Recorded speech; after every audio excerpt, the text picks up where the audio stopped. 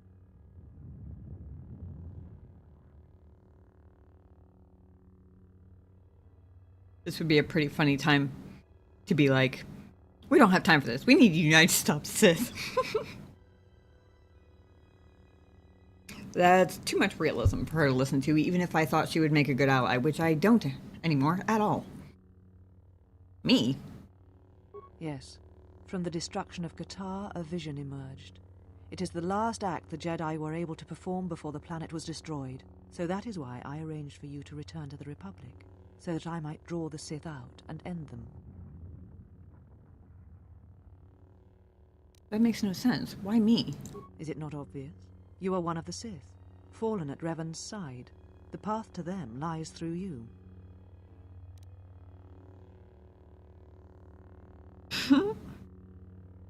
I'm sorry.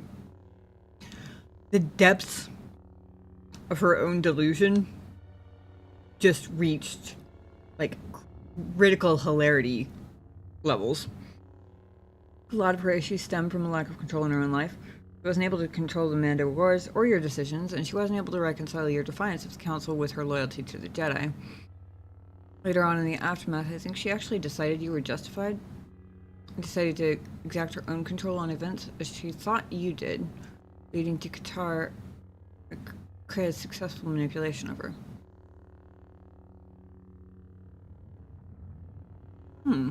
Interesting. A lot of her criticisms of your projection. Yeah. Now that I know that she also has all the Sith holocrons and shit here, that, I mean, I was identifying some projection in our last conversation anyway, but that was without even having the full context.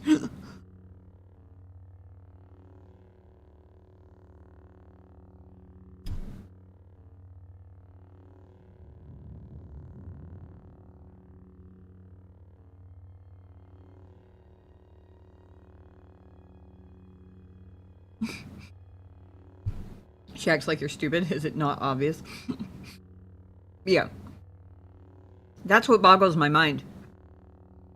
Is that there's not a second of doubt that she might have gotten it wrong. She thinks I'm so stupid that I don't know what I am. But she knows what I am. It hasn't even occurred to her that you don't know me like that, bitch.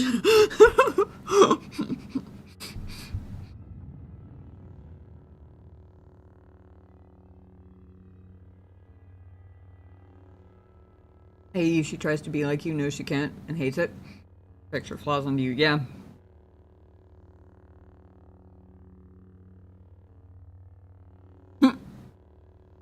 The irony that if you think about it, she's projecting the flaws she knows she has. She's not projecting her actual flaws. Otherwise, she would think me naive and dumb. She's projecting what she knows are her flaws, which is her dance with the dark side, so to speak. I don't know why that's the phrase that came to mind, but there we go. Her Sith-oriented motivations and thought processes and alignments and actions. That's the part she knows she's projecting on me, because I guess subconsciously somewhere down inside of her she sees that as I guess whatever remains of the Jedi part of her still sees that as a flaw. Just, I guess, an acceptable one, which she's then projecting on me. But she's always accused me of being evil and malicious and a Sith and on the dark side. She's never accused me of being too dumb to know anything about reality. You're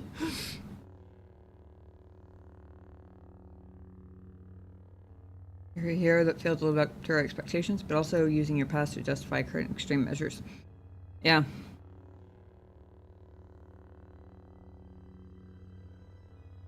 Consciously, she knows you're right, but everything she's been taught says you're wrong.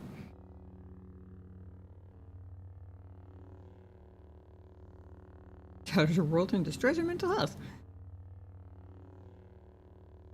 Also hilarious that 2 dialogue options in succession start with "that makes no sense." Because it doesn't. But yes, that is pretty funny.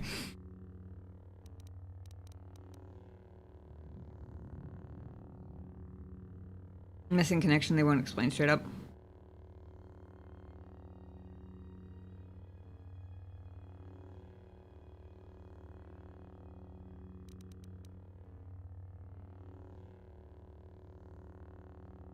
That makes no sense. I'm not allied with these Sith. The pronouncement on Qatar was clear, and you are the key. And look, you have come to battle me, Sith versus Jedi, as was intended. Aw.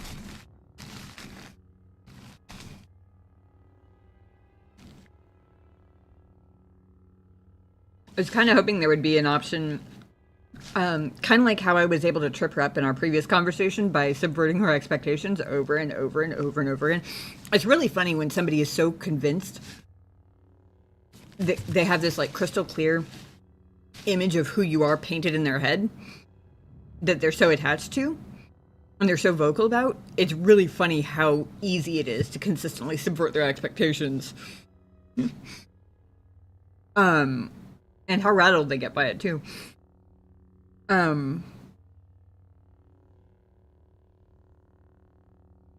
kind of wish there was an option. They gave me one earlier that was like, there's no need for us to fight. I kind of wish there was an option similar to that, or something along the lines of, who said I came to fight you? Like, just something like that that would just, like, throw her completely off, you know? What was this pronouncement on Qatar? It was a vision. It showed you, standing upon the many battlegrounds of the Mandalorian Wars. The Duxan jungles, the destroyed cities of Onderon. Whatever this threat we faced, it was from something you had done, and like all things would return to you. All echoes do.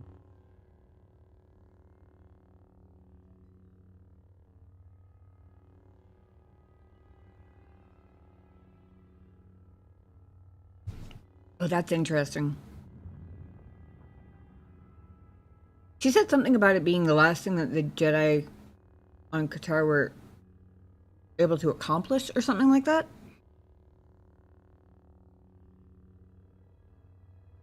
I'm imagining this like a giant projector, sort of. Or like a country-sized hologram projected on the clouds of Qatar or something. Where she's like seeing it from off planet, right? Because she ran. Which is really funny because assuming they were looking for some form of wisdom from the Force, you have to know what question was asked in order to know what the answer means, right?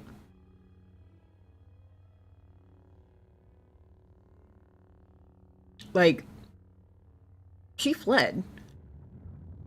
So, depending on how long these things take to conjure up, or whatever the sci-fi equivalent of a conjuration would be, depending on how long it took to do, it's entirely possible that she never heard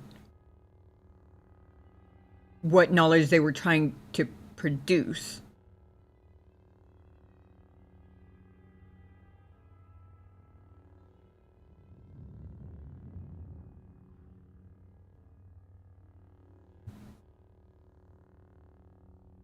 Yeah, because it began with you? Okay, then.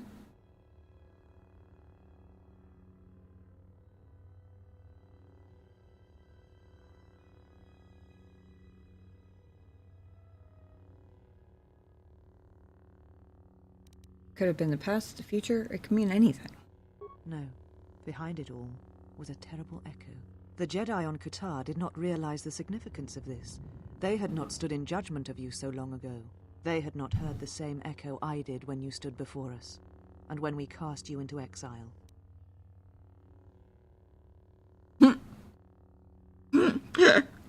Oh, great.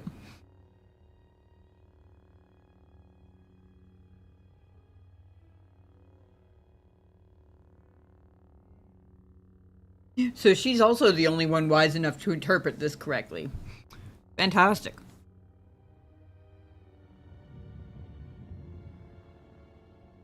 You have to know what the question is to know what the answer means. That makes me think of Hitchhiker's Guide to the Galaxy. You know, now that you mention it, it does sound, despite never having read it, it does sound kind of like something that would kind of go in with a lot of the other Hitchhiker's Guide references that I know of.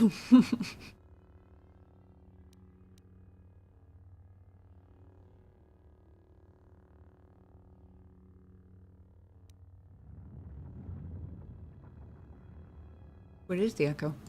Of course, you still do not know. The Jedi Council was not sure you would believe Nobody it, but you knows.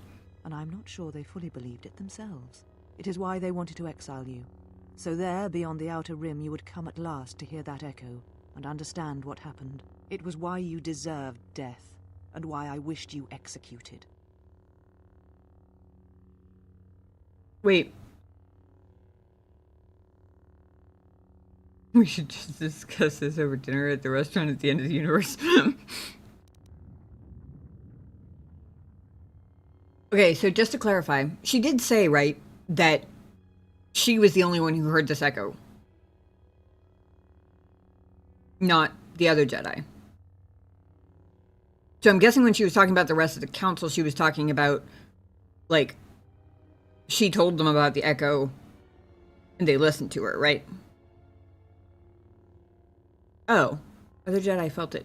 Then what was it she was saying before, that she was the only one who something...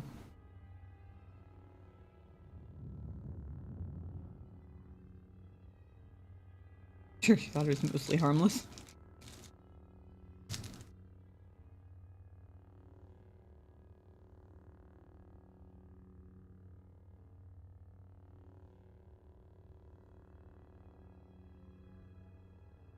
I don't know, she spots a lot of bullshit. Fair. But what is the echo? It is the sound of life in agony. It is a wound in the Force that has yet to close. War, destruction. These events leave wounds in the galaxy, in all life. The death of one can send echoes through hundreds, even thousands, across many planets. If not checked, then it spreads until nothing is left. Something that you had done in the past has caused this new threat. This death of all Jedi, and you were responsible for it. It was only proper that you be brought back to face your crime. You had killed countless Jedi once. The deaths of more Jedi were not beyond you. None of the Dantooine Council knew the echo. Okay. I always liked the echo idea. Interesting. It does make a certain amount of sense. Like, even in a world where obviously we don't have the Force, it still... it makes enough sense to be able to understand the concept and, like, see how that could happen, even when you're talking about it in a context that doesn't exist in our world, right?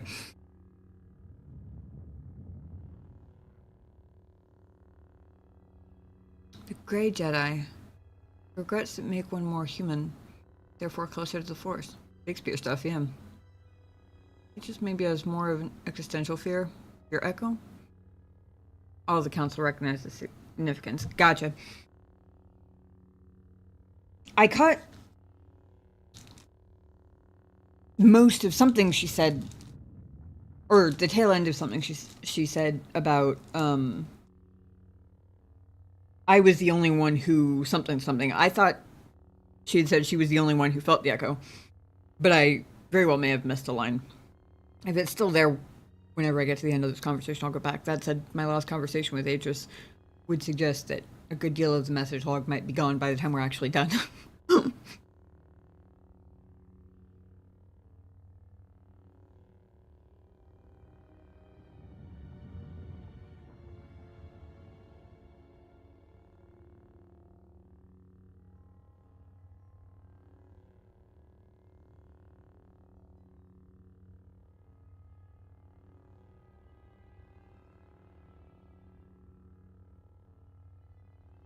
All three of the first three options are so good.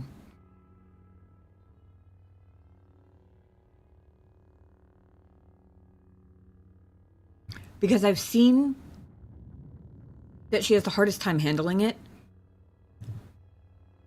when I am flat out upfront about the truth of what I did and why I did it. It tends to throw her off because it's not what she wants it to be, right?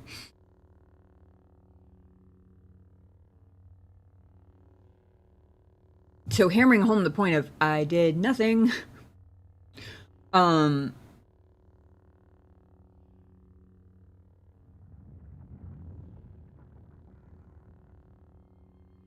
of like that. The closest I can get in her insanely delusional state to like grabbing her and trying to plant her feet back down in reality for half a second. Not that it ever gets anywhere for very long, but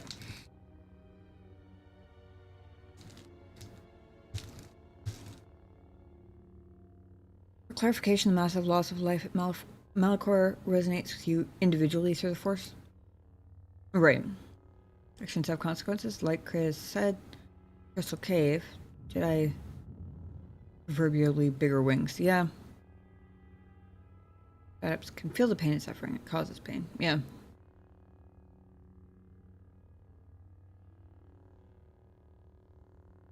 That's the echo.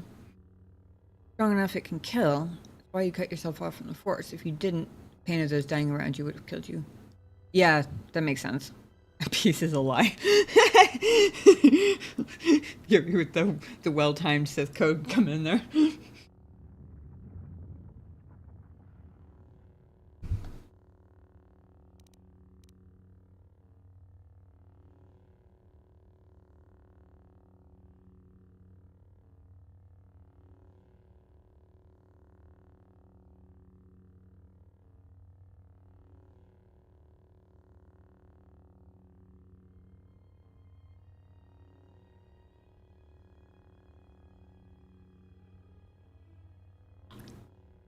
I think number 2 is too vague.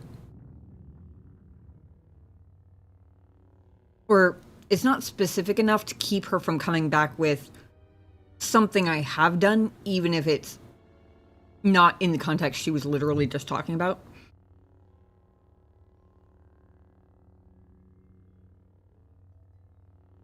Reason you're so quote-unquote dangerous. Okay, the echo of that tragedy with you. Confirmed as fuck. Yeah. I mean, it's both confirmed as fuck and confusing as fuck. I was actually thinking just a few minutes ago that it seems an awful lot like all the Jedi and quote unquote Jedi, Atris, are basically being like, oh my god, this person survived a horrific tragedy and had to do it in an excruciatingly painful way that nobody else could handle. I can kill you with my brain. That's what I should tell her. I think I just tell her, kill you with my brain. Well played, Yoey. Well played.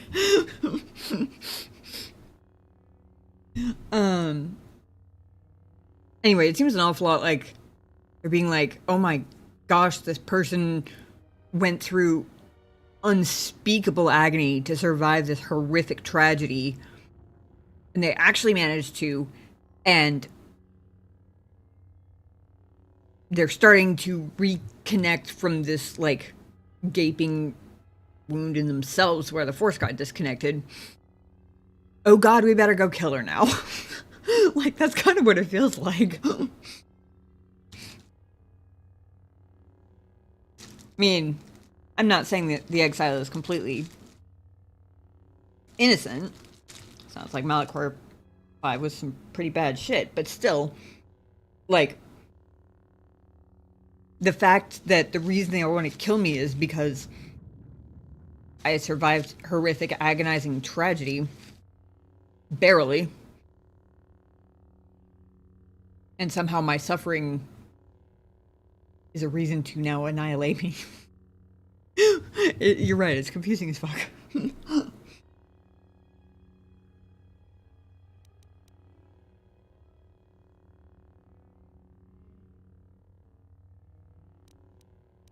These two keep coming up, so I'm going to hope that this one will come up again, because I do want to ask it, but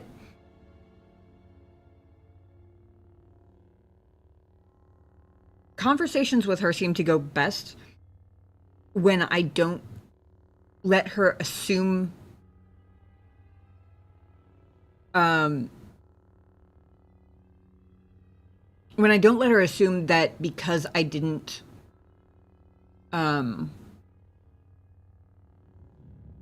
deny her claim, therefore I'm implicitly admitting to it.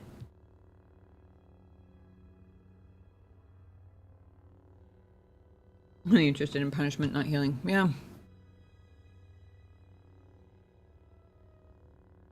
Although the other Jedi the rest of the Dantooine Jedi Council too, kind of felt like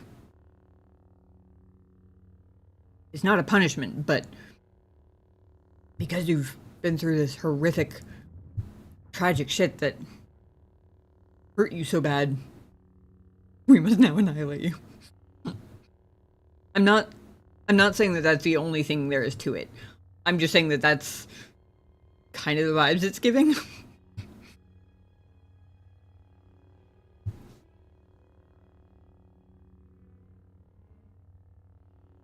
It's twofold.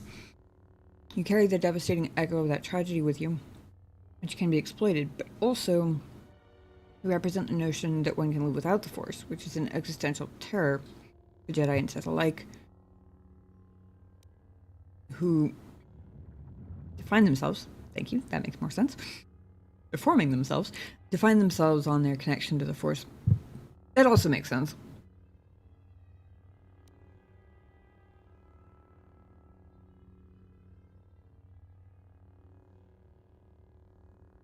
You know, when you put it that way,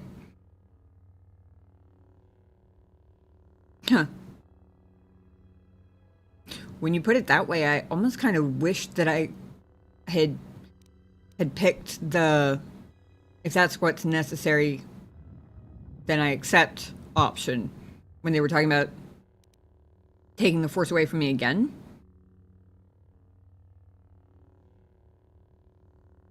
Because I would have been really curious to see their reactions to that.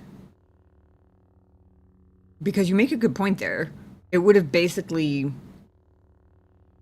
been sheer defiance of that existential terror in them.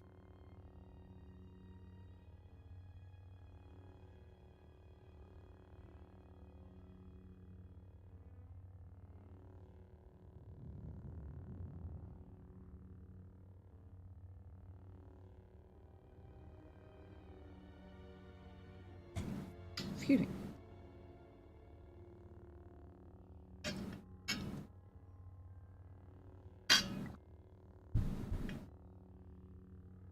I had nothing to do with the deaths of the Jedi following the Mandalorian Wars.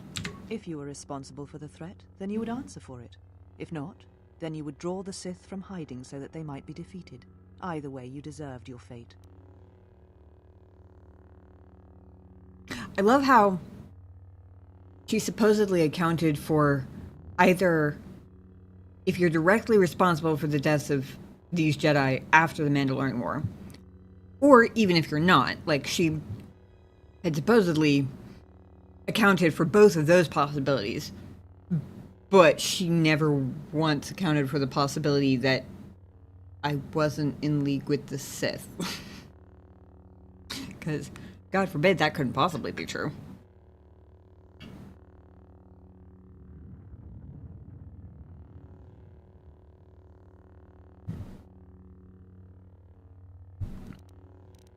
That vision on Qatar, is it the future or the past? It may have been both. The She doesn't past, know. The future, both linked. The only aspect of the vision that was certain was you.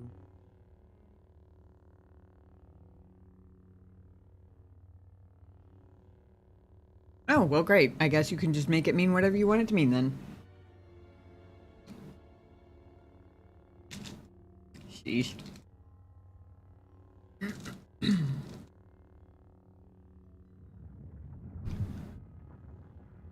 Why did you not warn the Jedi what would happen? They knew the risk, because they sought to hide, to reflect, to hesitate while our numbers thinned and Jedi died. They knew the risks in going to Qatar, and they deserved what happened to them.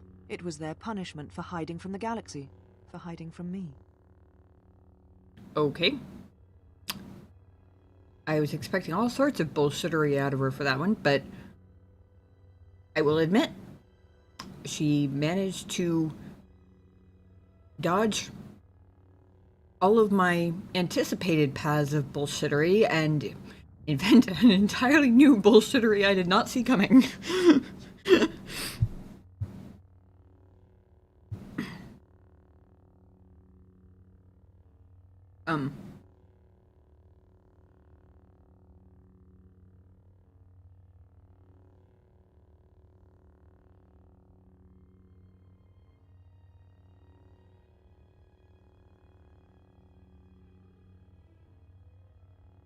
My god, so many good options.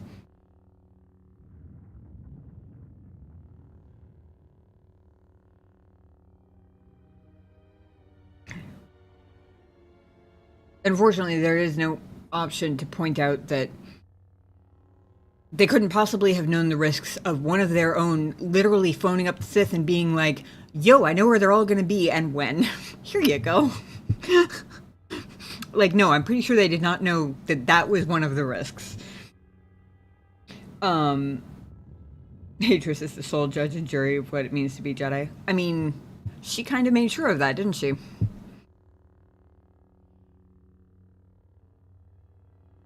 Well, she did her damnedest too, anyway.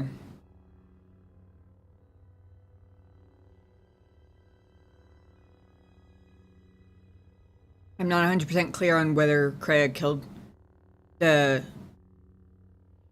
masters on Dantooine. Well, she didn't, did she? We were talking about this earlier. It wasn't that she actually killed them, it was that she cut them off from the Force and that killed them. So, never mind then.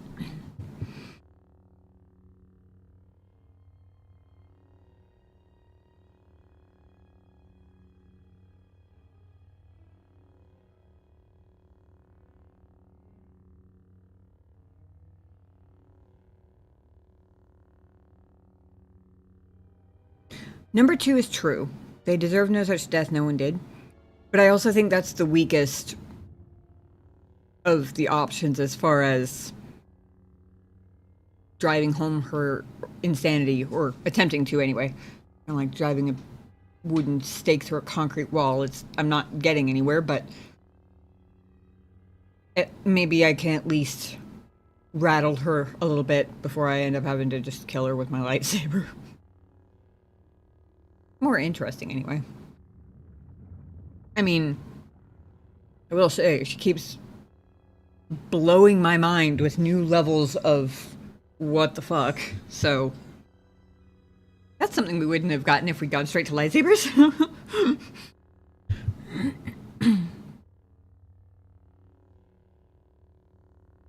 This bitch is crazy. She really is.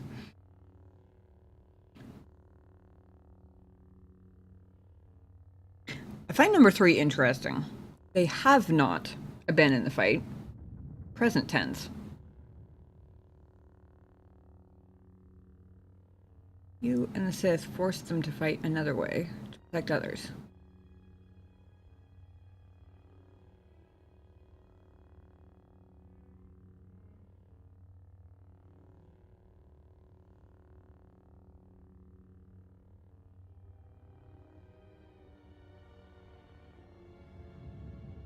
The masterful dialogue boss.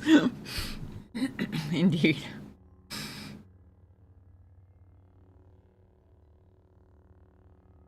To be fair, this is exactly how my last conversation with her turned into a 3.5-hour YouTube video.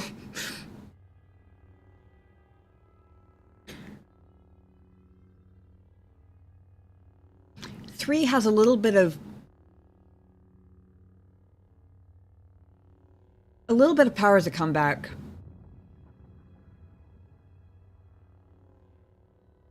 Because it uses they in the present tense, which very subtly refutes her claim of being the last Jedi. Arguing with your manipulative ex, the video game.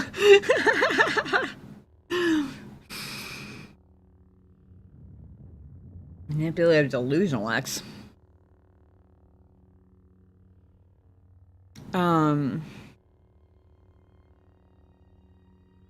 It also lumps her in with the Sith as being... It basically says the Jedi are still here, they're still fighting. You just wouldn't understand because you were working with the Sith. Which is interesting. I don't think it's worded quite as... When one is as dumb and delusional as Atris, you kind of... The points have to be clear and sharp and, like, super poignant for them to actually hit home. Otherwise, like, if they require too much thinking about, then she's just gonna brush right past it. Does Jedi fight another way, or is she right that they just hit? I think she has a point there. Does she? I was gonna say, I don't think it's worded as powerfully as some of the others anyway.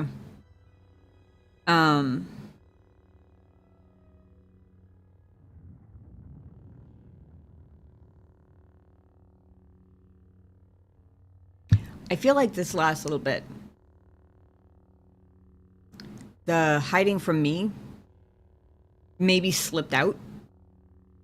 Like, I wouldn't be surprised if she didn't fully intend to admit that part out loud. Also,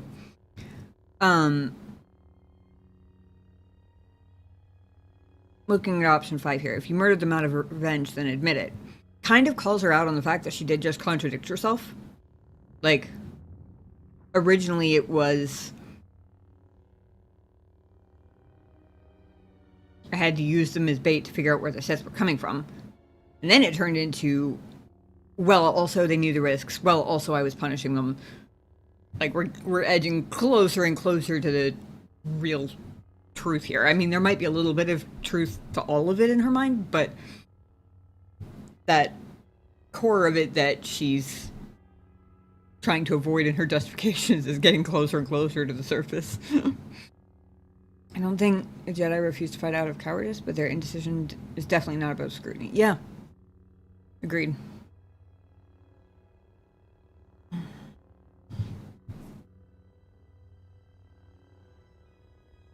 There is such a thing as analysis process. This is true.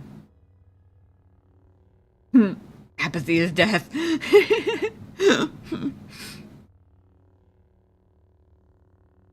Although, to be fair, apathy, I think, would be the opposite of analysis paralysis.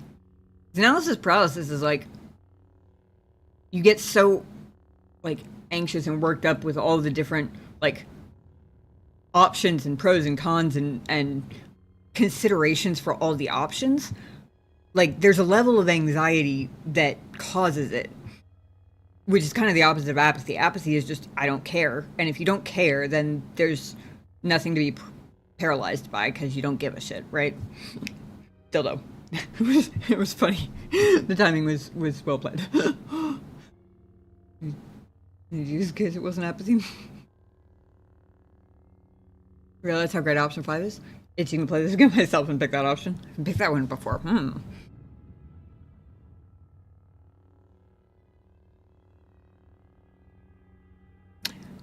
Number 1 would be the strongest if I thought this entire sentence was an accidental admission. If I thought that she just kind of got on a roll and let that slip out, calling her on it might be useful. But I'm not sure that it was that. I think the "for hiding from me" part might have been an accidental admission. But I think she actually saw it as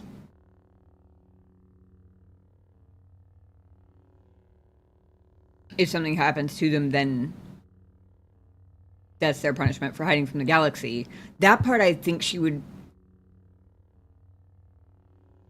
feel more confident calling justified, which could shut down the potency, so to speak, of option 1 real quick. Number 4 is about as straightforward as it gets.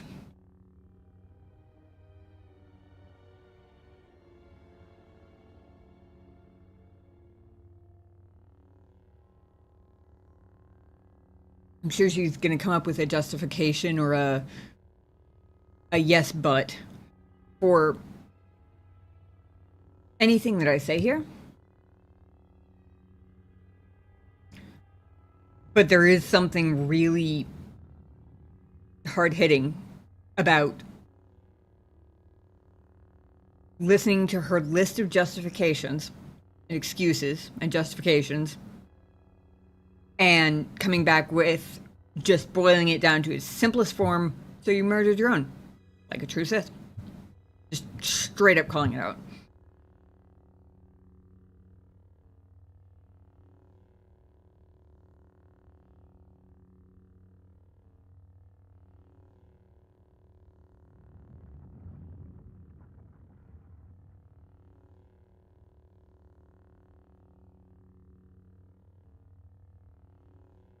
That said,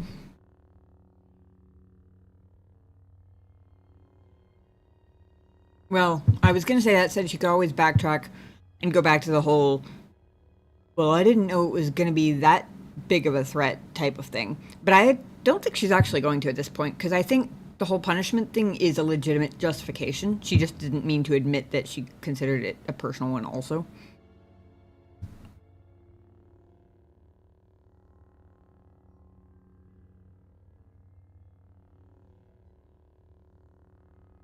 Formation's never picked option 5 either. I think Zezkael was hiding at the very least.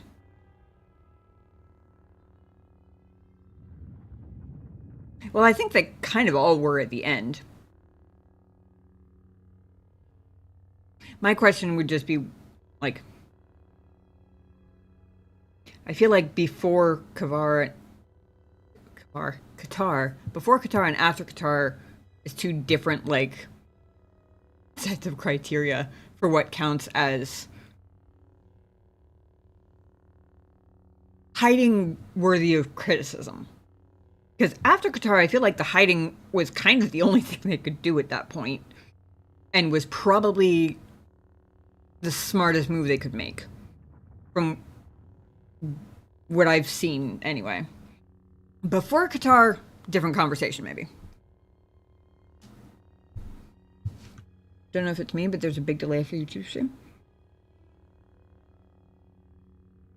Try pausing and unpausing.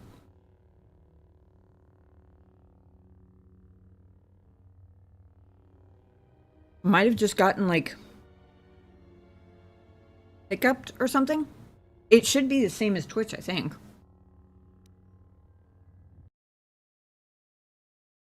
Hang on, let me just double check. We're okay over here.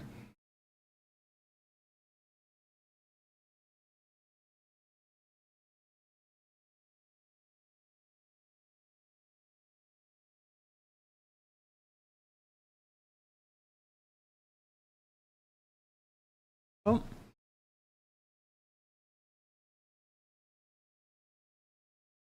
Looks like it's not you. Hold on.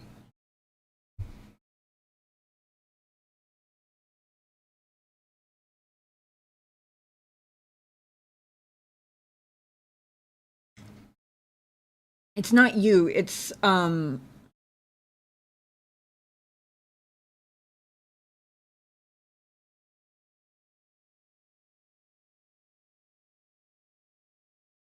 enough video. I assume that's a connection issue.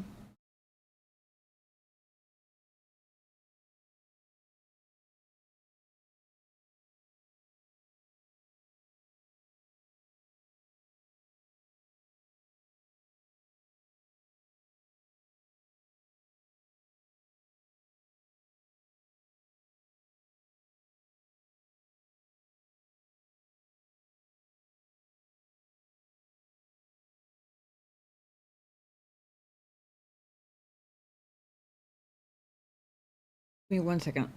Checking settings to see.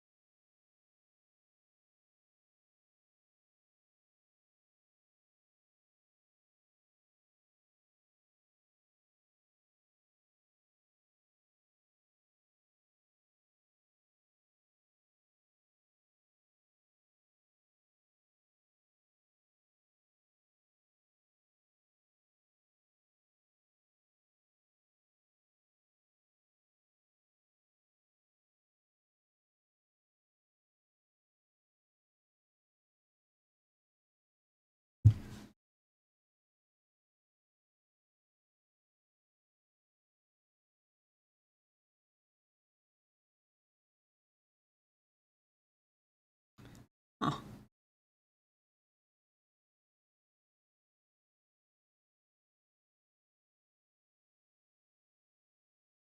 The crazy thing is that basically I use Atom multi-stream.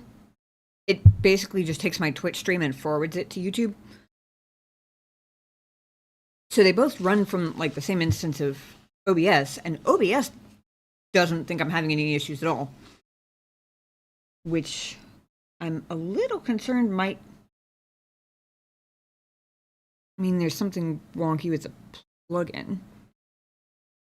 I'm gonna try.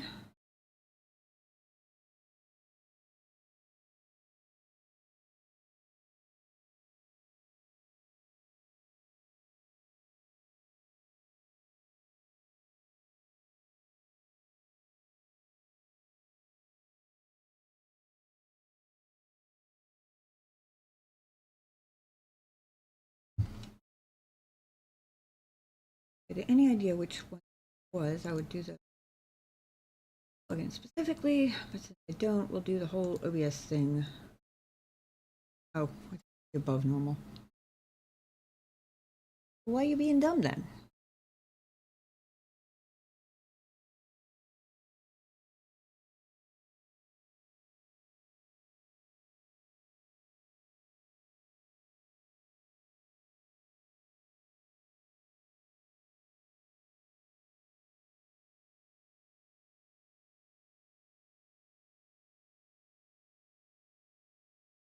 Huh.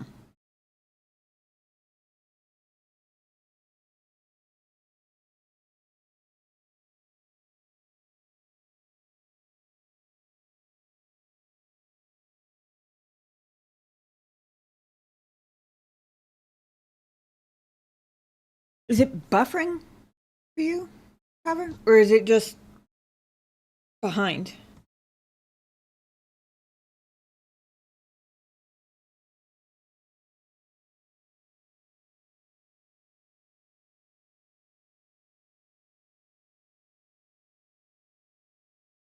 Oh, hold on.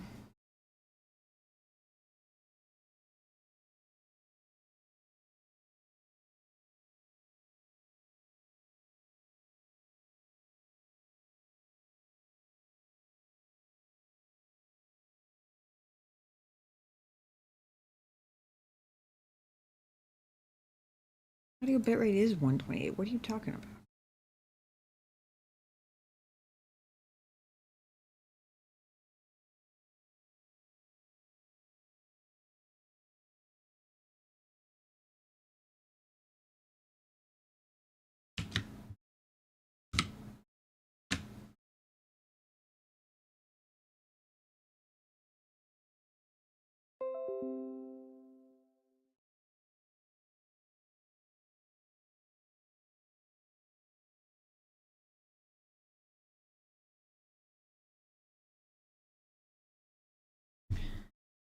I'm getting messages in my stream health segment that one says suggestion, the audio stream's current bitrate 0 is lower than the recommended bitrate. We recommend you use an audio stream bitrate of 128 kilobits per second. Which is what my audio stream is set to, so I don't know what they're talking about. And I have 2 errors from the exact same minute 2 minutes ago that say not receiving enough video to maintain smooth streaming. As such, viewers will experience buffering. The delay is huge. Damn.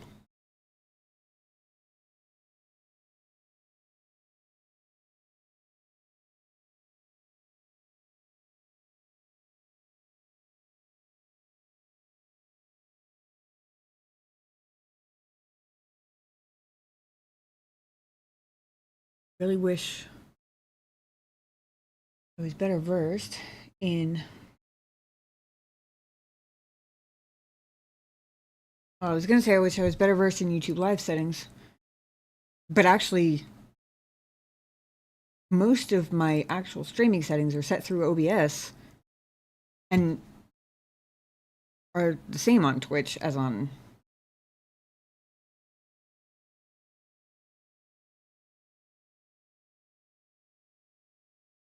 because it's literally the same stream.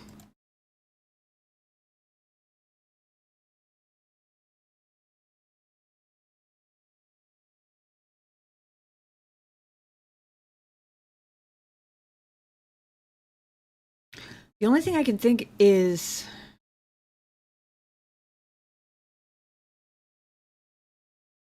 and pausing and unpausing didn't catch you up. Sorry, I don't know why I stumbled over that word like a dunce.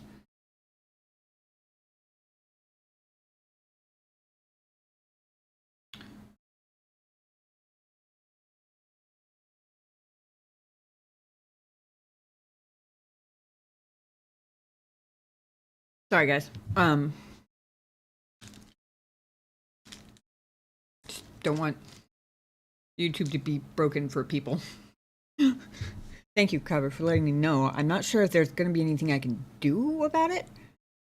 On stream, anyway. Aside from maybe stopping and restarting the YouTube portion of the stream, which I can actually do without stopping the Twitch stream.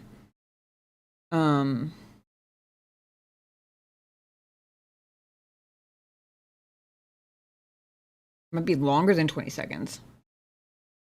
Oh, shit.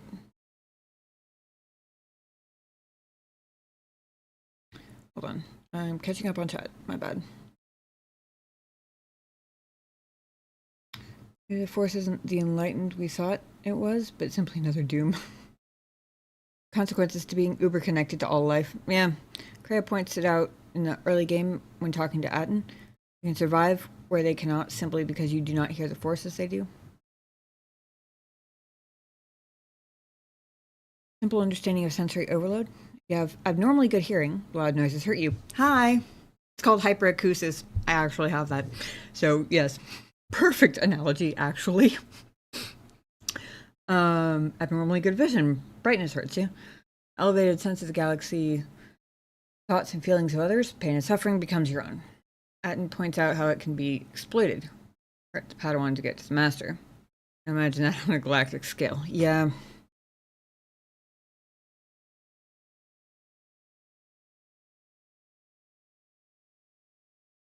I really thought before about whether that last sentence from Atris was a conscious admission or an accidental one.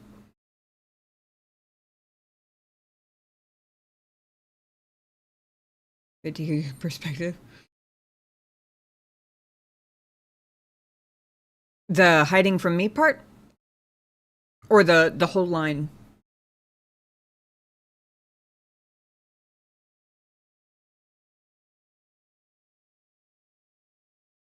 I feel like she started with what was in her mind the most, like, rock solid justifications. But then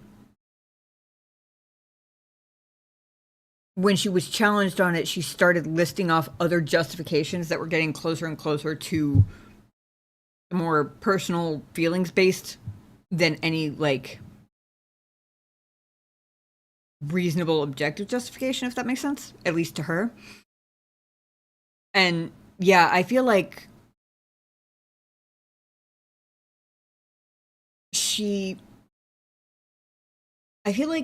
her saying it was their punishment for hiding from the galaxy was sort of the she would never have gone to that as her first argument because she knows it's a weak one. But it's still justifiable enough to let it roll off at the tail end of a list of other justifications that are objectively better, if that makes sense. At least in her mind. But yeah, I think the addition of for hiding from me kind of just slipped out with the feelings a little bit.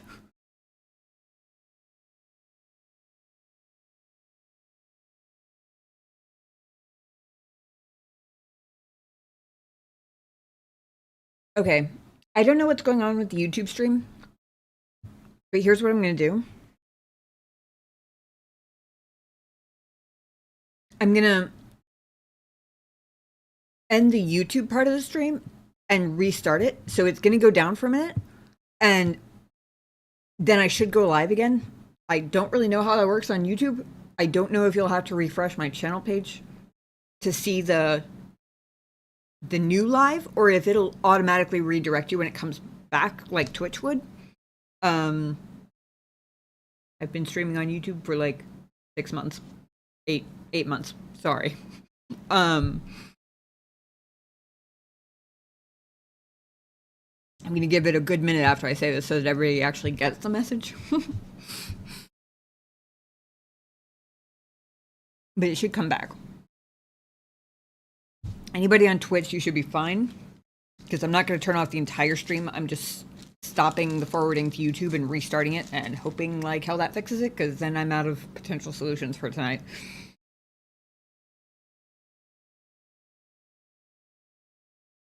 Okay, YouTube should be back. Second for people to figure that out. Get in here, etc. And I will keep an eye on it. Sorry to the Twitch people, but thank you for your patience. Hey, okay. Power's back. The moment it says excellent stream status, so crossing fingers, we should be good. At least for now. I took a screenshot so I remember what the errors were. Oh shoot. Hold on. I gotta update my... I just realized that multi-chat doesn't know what I'm doing.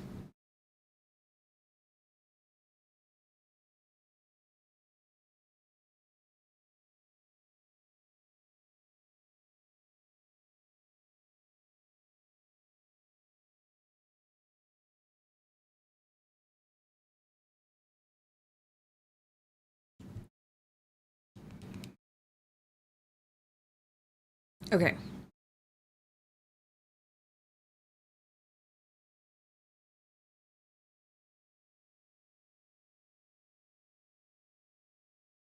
That should have fixed multi-chat. Guess we'll know in a second.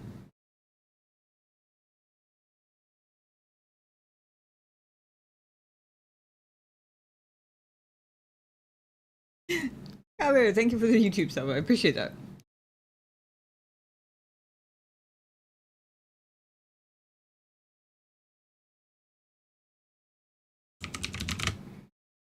Okay, I just had to make sure it was showing up in multi-chat before I forgot to look again. All right. That was a little mini side quest there. I'm glad we seem to have it fixed for the moment, though. Crossing fingers, knocking on wood. I'm not going to say that too many times because I'm afraid of jinxing it at the moment. Woohoo! Okay. Sorry about the detour, everybody. Please be fixed.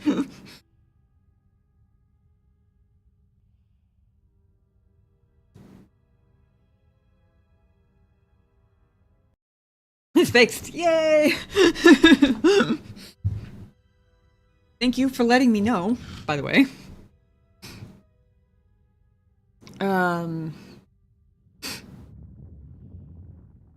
Okay. So I'm between options 4 and 5, really.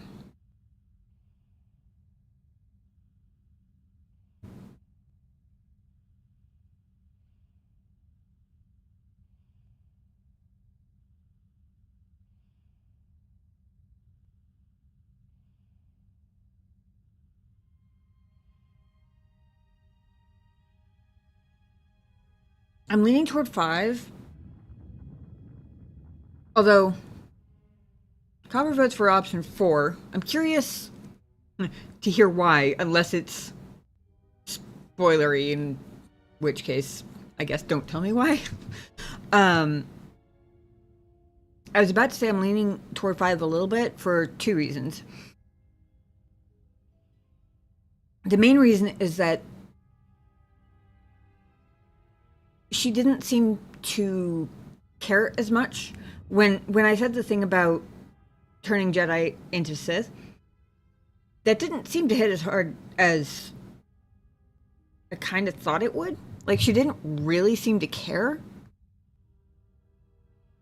Which makes me wonder if maybe number 4 wouldn't hit quite as hard. Oh, I was nomming on a Nutty Buddy.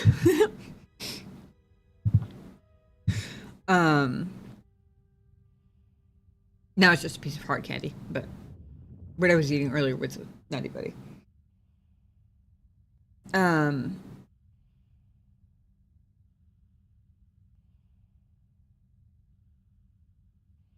feel like they're both kind of direct call-outs, but one is calling her out on truly having fallen to the dark side, which I think part of her already knows. And she's at least telling herself she doesn't care. Or that it's justified or whatever.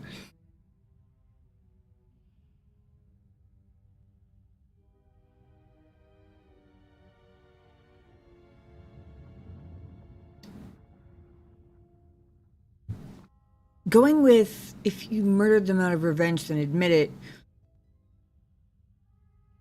calls her out on what might have been a slip of emotion here.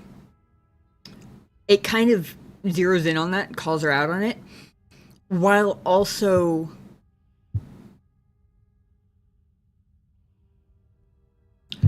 pointing out pretty directly how not brilliantly strategic her decisions have been. It basically, it takes that little emotional slip, or what might have been an emotional slip, zeroes in on that and just bluntly goes, yeah, so you're not smart, you're just stupid and vengeful. Kind of.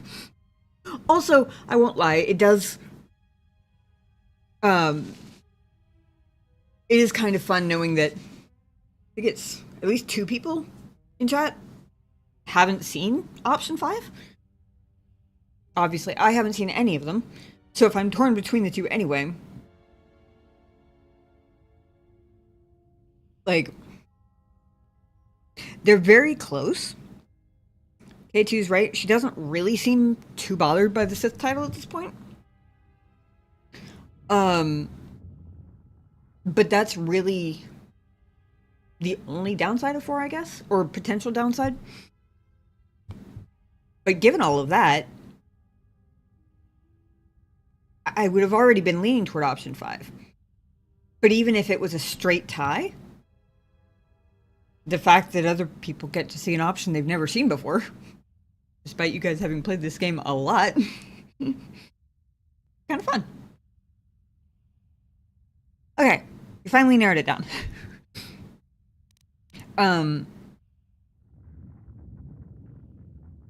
Unless Cotter wanted to make an argument for number 4. Because you did say that twice. If it's spoilery reasons because you've seen what happens before, then don't tell me. I'll probably end up going with 5 and then tell me afterwards what happened. But if it's like unrelated to the outcome, a reason to go with 4, I'm happy to hear it. Oh, just saying 4 because you hate her. You know what? Fair and valid. Completely fair and valid at this point. You murdered them out of revenge, then admit it. They were not Jedi. It was not murder. Who are these Jedi who survived the Jedi Civil War? They're not the Jedi I know, the ones I once worshipped. They are cowards, and doubters, and afraid. What manner of Jedi hide from a threat? Who turn on their own, and imprison them on dead worlds? Okay, how come I don't get a follow-up to that? There was so much there that could have been followed up on. What the hell? Oh yeah, loads of projection. I'm still...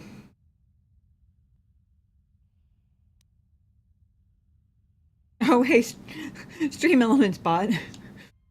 Finally caught up and figured out the sub. I'm still a little baffled by the basically run-on sentence of they were not Jedi, it was not murder. Like, okay, are you saying that... First off, we're back to the whole Atris is the true arbiter of Jedi. Yeah, that one can wait till after stream, I think. Commands can be on a 20-second delay. That's fine. Or a 2-minute delay, or whatever it is. That does not matter nearly as much.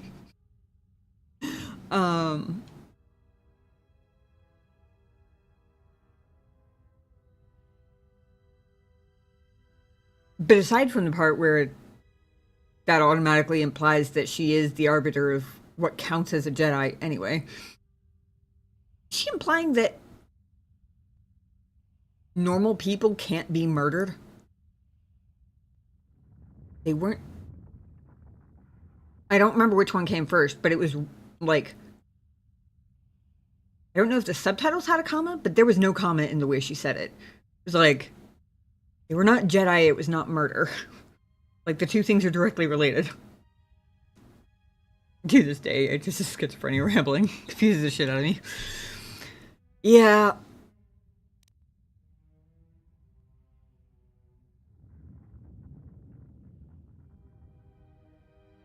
Truly makes you reconsider using the word delusion lightly, though, because most things we apply the word delusion to don't hold, like, a single match. I was gonna say a candle, but a match is even smaller. Don't hold a match to the delusion she's got going on. She's like the quintessential definition of delusion.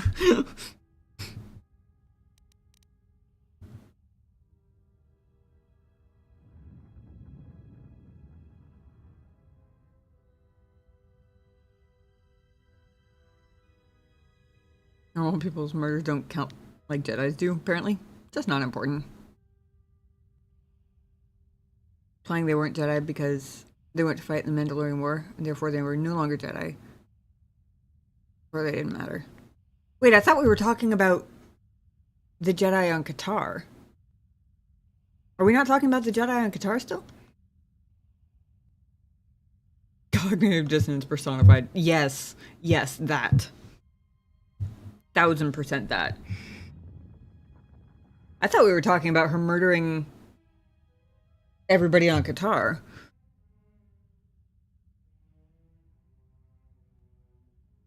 She went from, I had to use them as bait to lure out the Sith. Because I'm that brilliant. Whatever. All the way to, they weren't even Jedi. It wasn't even murder. With it kind of being implied, even if it's accidental and unintended, that because they weren't Jedi, it doesn't count as murder, which is a whole can of worms all on its own. Kind of ironic to say we don't have time for this after that entire conversation, but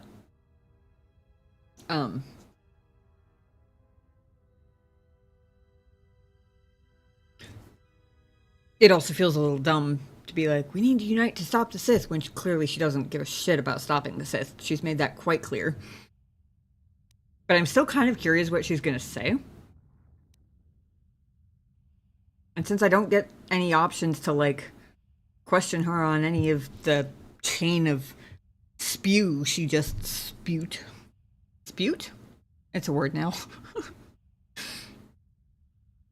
A small amount of Jedi that fought in the Mandalorian War that were allowed to stay, which is stupid and hypocritical, but they don't make that known. Oh, interesting. So what you're saying is there could have and very well might have been some of the Jedi who went to war on Qatar. Just not the whole group, or even, I would imagine, the majority of them. Atris, we don't have time for this. We need to unite to stop the Sith. Yes, I got you. Yes, the Sith are here at last. You have brought them to this place as I had foreseen. It has all been part of my plans for you. And when I defeat you and the forces you have brought to Telos, I shall take the battle to the heart of the Sith and wipe them out forever.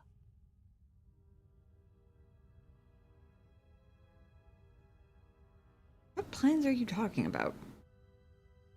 These Sith are cowards, striking from the shadows to kill Jedi. I needed a target to draw them out, but I could not risk my own life. All that remained of the Jedi. So I arranged for you to return to the Republic, leaked information of your past, and then waited for the Sith to come. And they did. But you came to Telos against my predictions. Now they are here, I can finally face this enemy and defeat them. Literally the only thing that can be said about this woman. He certainly lacks no confidence whatsoever. There's a point of blind idiocy. Hi. Oh. Insufferable hypocrite. Yep.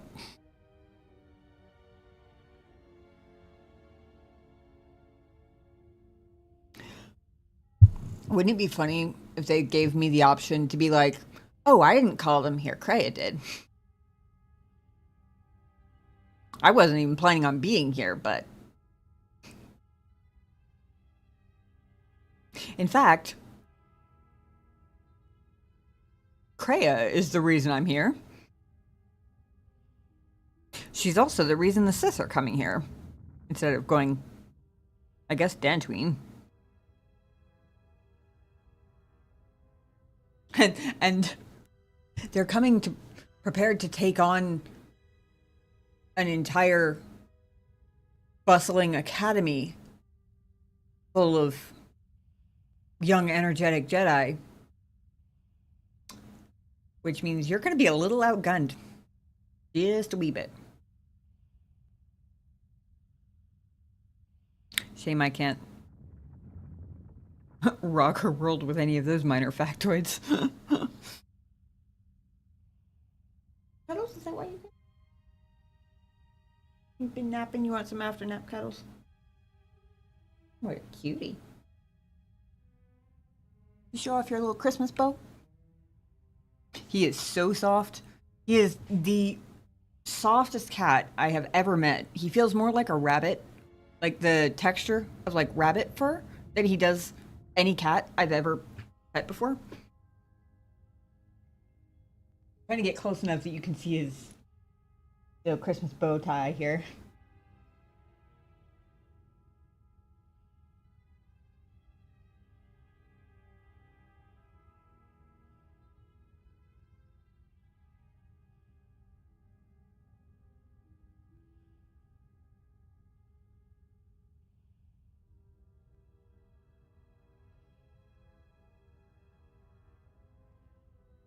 She leaked your information into the Republic? Who, Atris or Kreia? Information as a little dog who's soft like that too? That's awesome. I love it. It gets everywhere. Like, he sheds this super fine, like, floof, like dust. And he never stops. Winter, summer, does not matter. Just little clouds of floof just everywhere. But he's so soft, it's okay. Oh, yeah.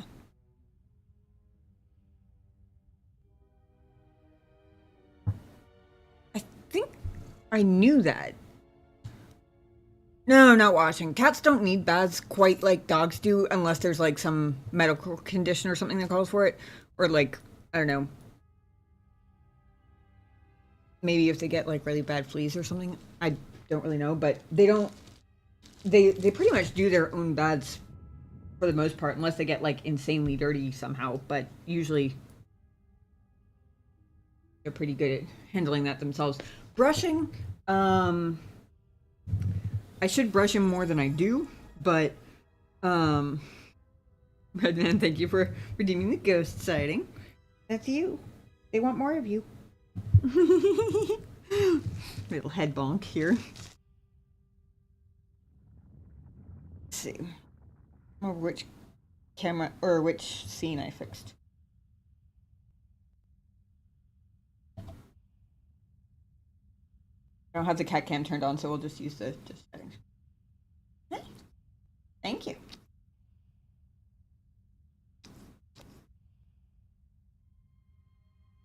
Easy. Gentle.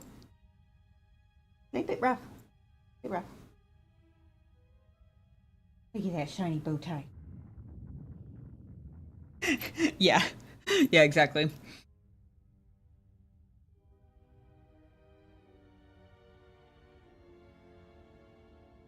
Cats have built-in bath machines, don't you? Huh? Built-in brushes, too, although we try and help out whenever we get a chance with the actual brush, because that's a lot of fur to digest. Getting a cat for Christmas? That's awesome.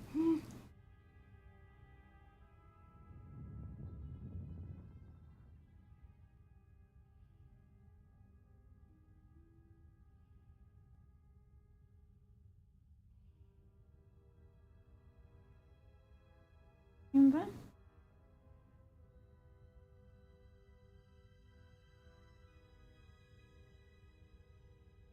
You can kind of tell how long his fur is just based on how easily it starts covering that bow tie. And I have the collar on extra loose so that it'll kind of pull itself out of his fur. Because like, usually the collar is supposed to be so you can fit 2 fingers under it. I actually currently have it so I can fit 3 fingers under it, just so that the bow tie has more room to, like, not get swallowed by fluff.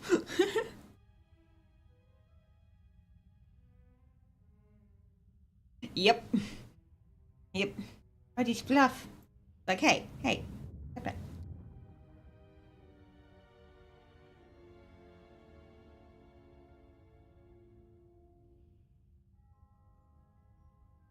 He's, like, not long-haired, but he has... I guess he has an undercoat, or he's, like, mostly undercoat. I think there are 3 different layers that cats can have, and most short-haired cats don't have an undercoat at all. That's that really, really fine. I think that's why he's so soft, is because he's mostly undercoat. Which is also why his shedding sticks to everything, because it's like tiny little wisps of cotton that just like drift through the air because there's like no weight to them, so they just cling to everything. Okay.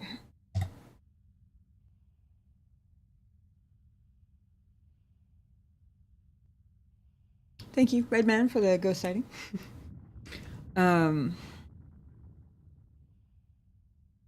Yeah. Second time I just like leaked info and put people in danger because you determined it was necessary.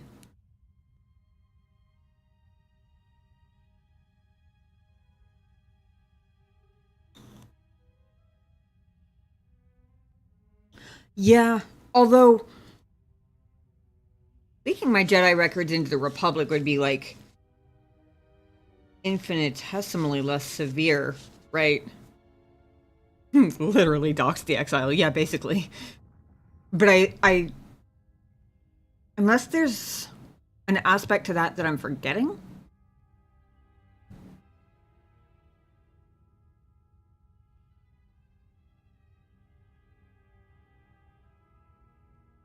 That would be like infinitesimally as bad, right? Like not nearly to the same scale as, you know, all of Qatar.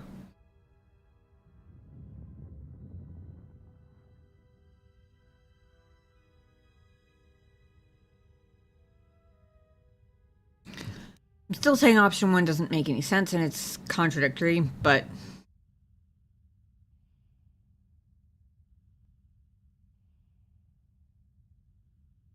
I haven't been given the whole contradict her assumption that I'm here to fight her thing again. So I'm kind of trying to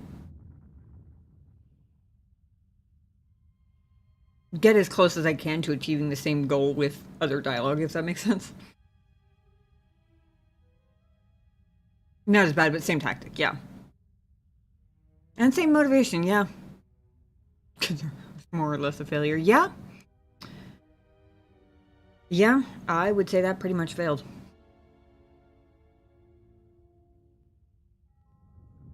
Unless, I guess, the goal was to quote-unquote punish the Jedi, in which case, I guess technically she succeeded at that. But all of her other stated goals, yeah, were not accomplished. Will not fight you. Surrender and I will spare you. Surrender? To you? Never. Let us end this. What a shocker. I am so surprised that this happened.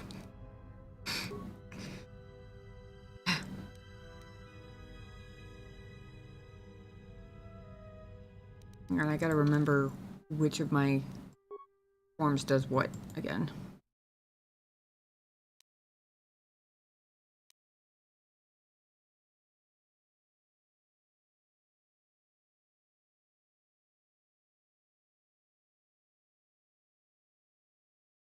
I think that's my best anti-Jedi one, right? It's the anti-everybody but Jedi.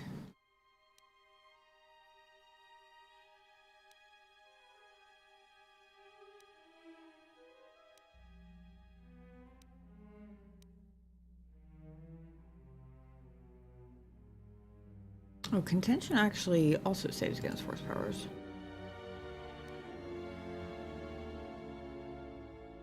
+3. She's wielding a lightsaber. She's wielding my lightsaber, in fact. Just to be specific.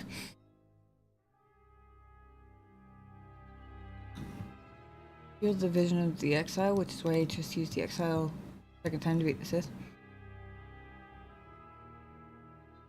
Conclave on Qatar didn't really reveal the Sith themselves. No, it didn't reveal them. I mean, she succeeded in drawing them out because they destroyed the planet, but it didn't really, like, reveal the nature of the threat, right?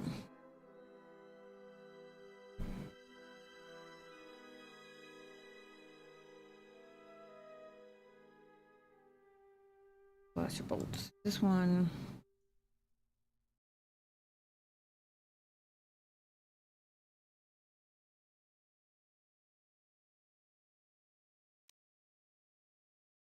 This one is just +3 damage.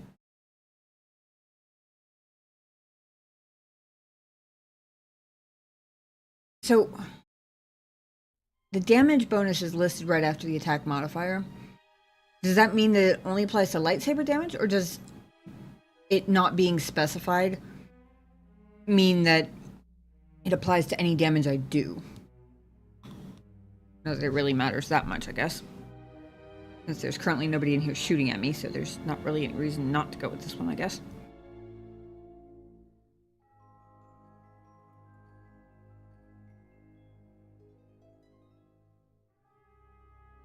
K2 says, Formation, I just want to take a moment and say that I've been having a lot of fun going back and forth with you, but I've gotten to interact with such a thoughtful person. Yay! I love my community, you guys are all awesome. I like it when people make new friends in my chat, that's awesome. Okay, so we're just gonna stick with contention then. Because why the fuck not at this point? What belt was I wearing before? Probably that one. That's also probably not... Ah.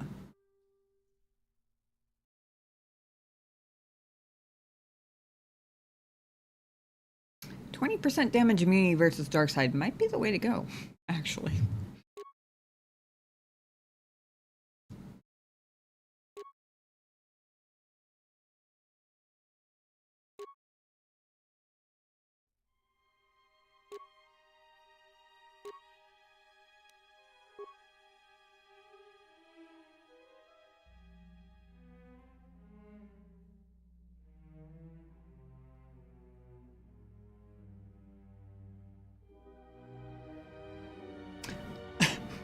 Of all the times for the stream elements bot be brilliant on the timing. Discord link in chat. We have an entire Game Talk channel just for such discussions with like-minded folks.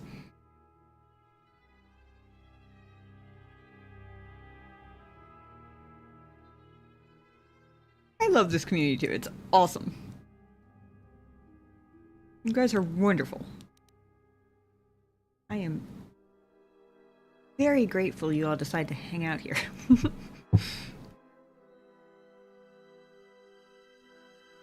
to remember what I had equipped before the skill system, but I think it was the persuasion pheromone thingy. Speaking of persuasion. Okay, just checking. 34. Pretty good.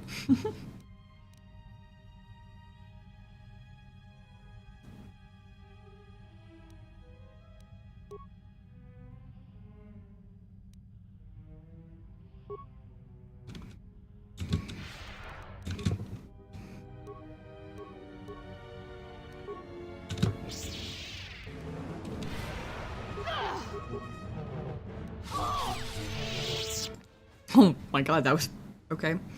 That was fast. I mean, I know she's never been in a battle before, but also...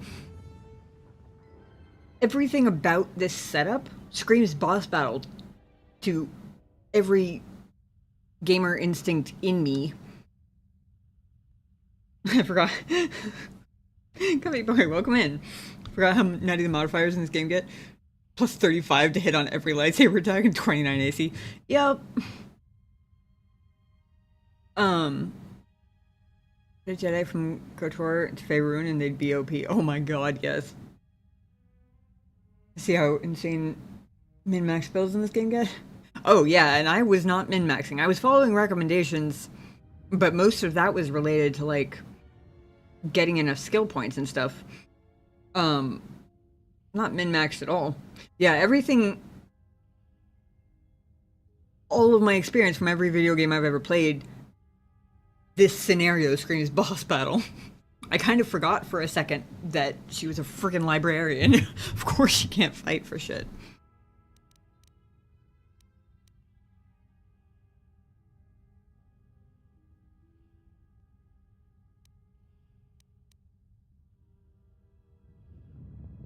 I'm a little confused about what number 2 means in terms of action.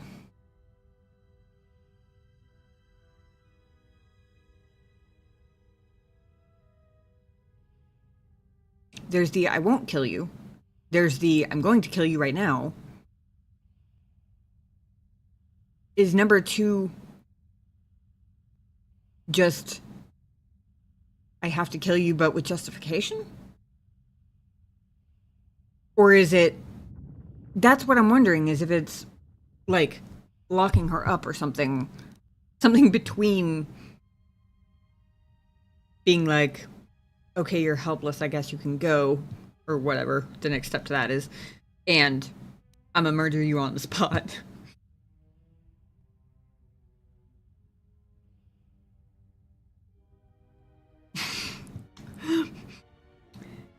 Formation has a one-track mind tonight. Is there an option to kiss her? Actually, I say one-track mind, but I'm pretty sure both the times you said that were about Atris, weren't they?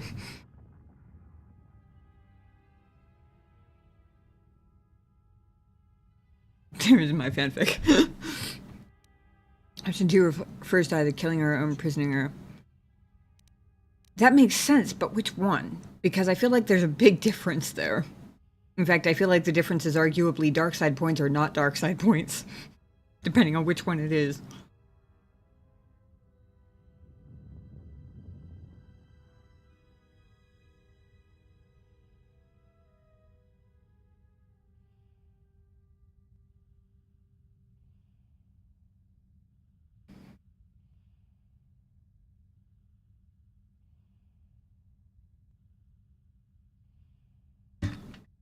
I will say, a kiss is the one comeback she definitely would not see coming.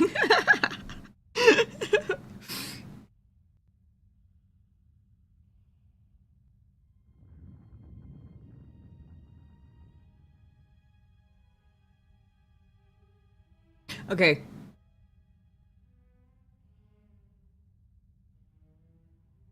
I'm just gonna make it a straight yes or no question to chat. Does option 2 result in killing her? Does anybody know? Because anything other than killing her, I'm probably gonna go with that. The only reason I'm really hesitating is because I don't know if it just means killing her but adding a tiny spritz of justification in there. And I feel like if I kill her, I'm gonna get dark side points, and also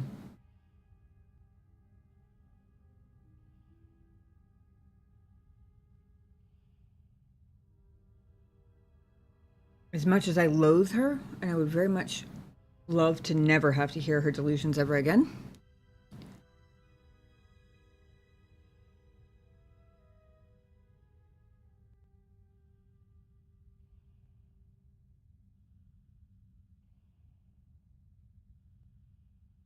And 2 says killing is too good for her. I see.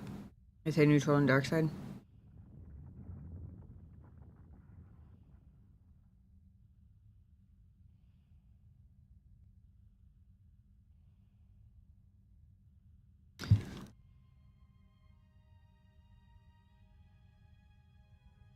My only other question. Do I actually, like, mechanically get light side points for going with option number 1?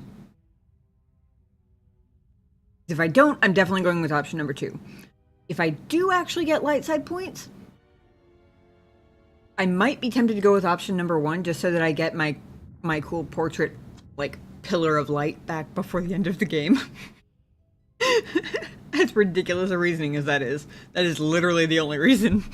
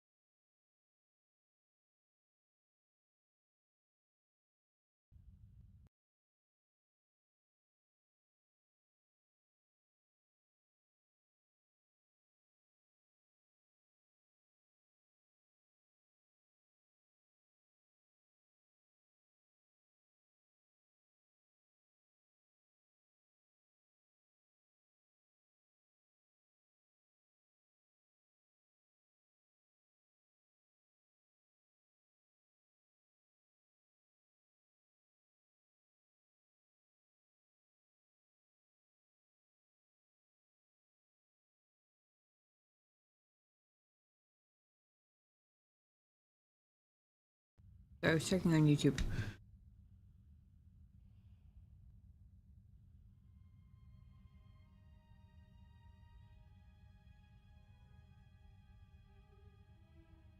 Okay.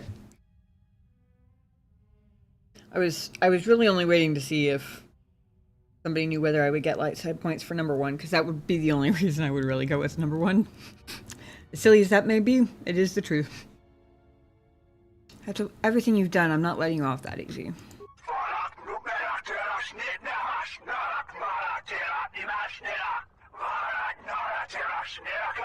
If you will not kill me, then what will you do?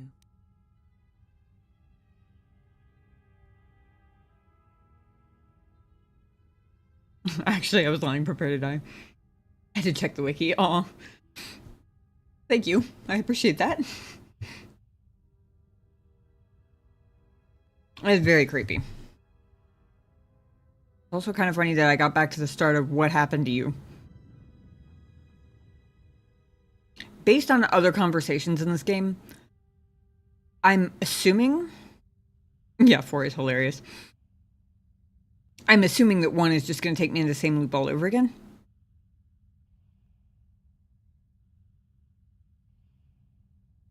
Because that seems to be what happens with all the other conversations with people that I have. But it's a little unfortunate because it would be really funny after I beat her to a pulp in like 2 hits and then said I wasn't going to kill her, to make her go through the round of questioning all over again.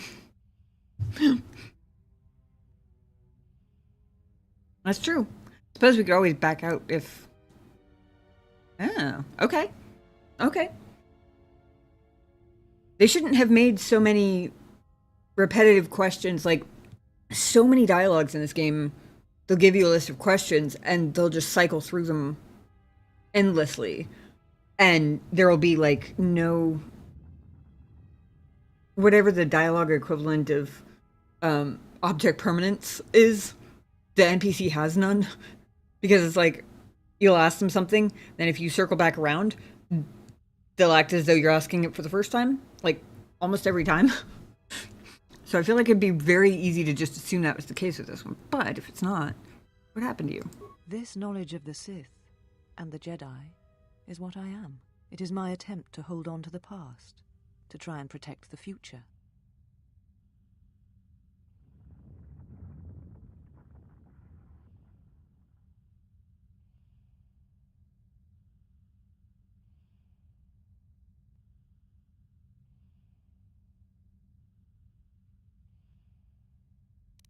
That's why you gathered these Sith relics?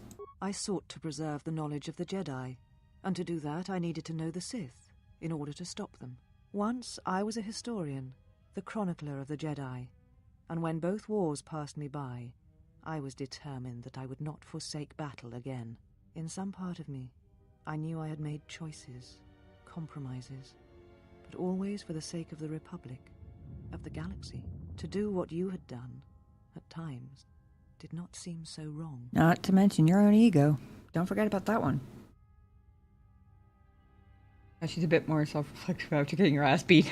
Yeah, we'll do that to you.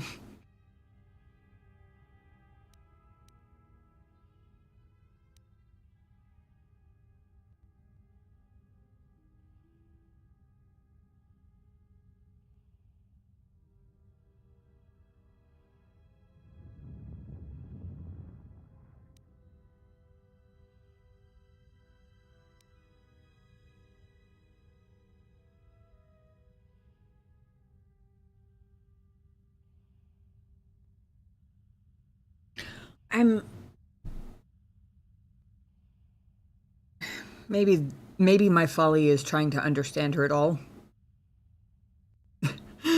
Maybe that's my first mistake. I'm trying to wrap my head around how she considers what she just said, being a historian, trying to preserve knowledge, trying to get knowledge of the Sith in order to know how to defeat them. Also, getting an entire race of people on a whole ass planet wiped out, along with a huge majority of the living Jedi, by literally giving their location to the Sith on basically a silver platter. All of that, I'm trying to figure out how she's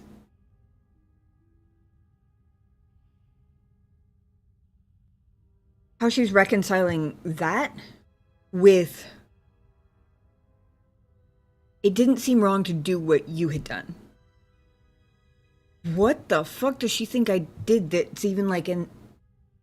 I'm not saying that what I did at Malachor wasn't horrendous, but it's not even in... Not only is it not even in the same ballpark, it's a different ball game. It's a completely different sport. So how are these two things equating in her head? They hard to understand her from the rationale of a sane person. She's very broken mentally. Okay, I mean, that's fair. Like I said, maybe my folly was trying at all to begin with, but kind of interesting. Also befuddling, but kind of interesting. Yeah, that she doesn't feel the guilt of what she's done is definitely clear.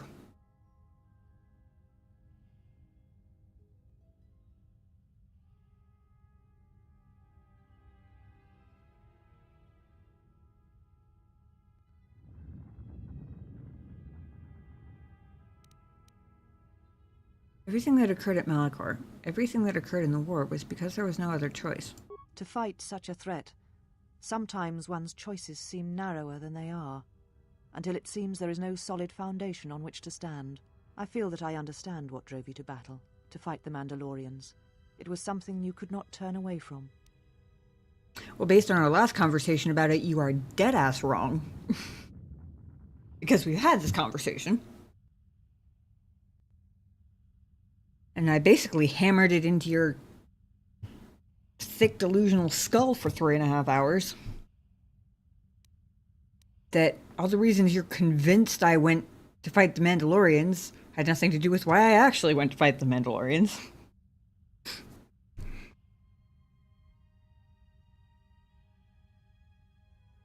Culminates in her weird bastardized morality and rationalizations for actions. Yeah. She also worshipped the idea of the Jedi, not the Jedi she viewed as cowards.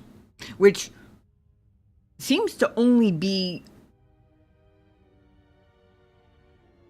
her idealized image of herself. Not even necessarily how she really sees herself, because I think subconsciously she's maybe not guilt, but I think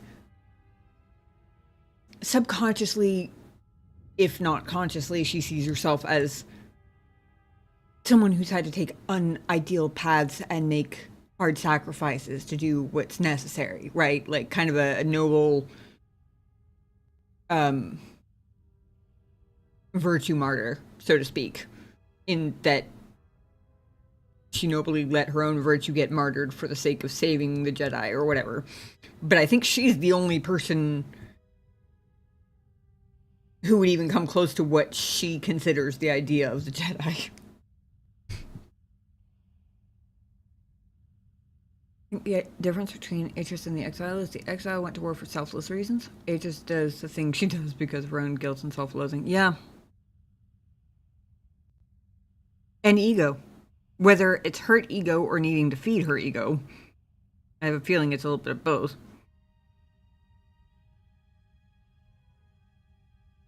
Guilt and self-loathing? Guilt over not going to war, you mean? I guess that could be.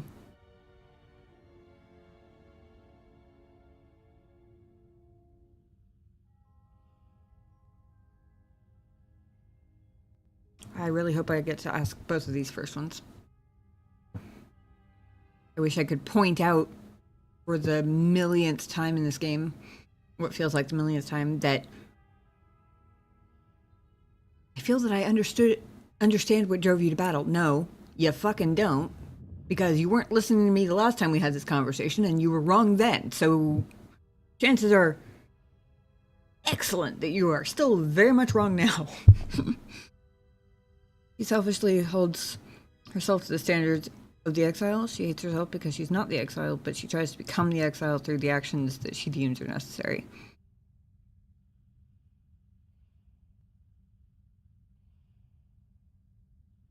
I guess that makes sense. Guilt over the sacrifices she's had to make? K2, are you talking about Exile or Atris? Because I won't lie, I am not detecting a lot of guilt over Qatar from Atris. In fact, I haven't picked up on any, honestly. Guilt over not having the strength to fight in the war, that makes more sense. The whole I won't let another war pass me by thing, yeah, that kind of makes sense.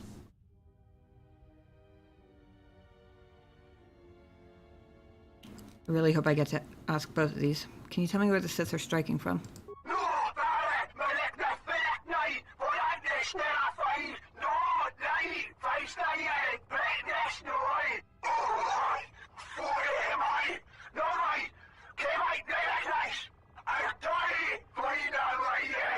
You always knew where they were striking from. You always knew. These Sith are spawned of you. Spawned by the Mandalorian Wars. All those deaths. All those Jedi. Their power is to feed on life. Until nothing is left except a hollow galaxy, echoing with the screams of the Jedi lost to us. Well, you fed them a whole lot of them, so don't get too self-righteous on me. Sacrifices she made Katara were to compensate for her guilt. Personal sacrifice? For the sake of the Jedi, yeah. It's very creepy. Is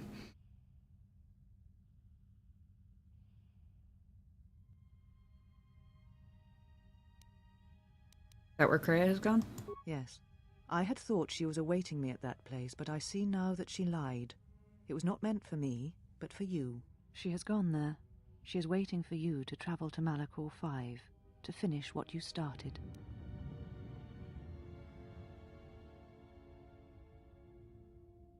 Okay, is this one a loop, or is there actually a new answer here? I don't know when they're going to cut me off from asking questions. Presumably, eventually.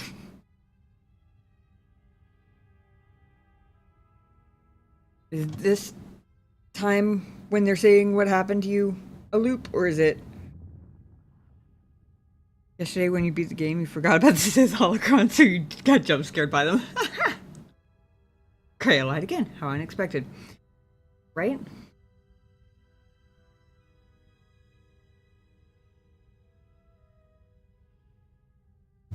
My opinion, Atris had an idealized version of the exile in her head, similar to how Kreia held Revan in such high regard.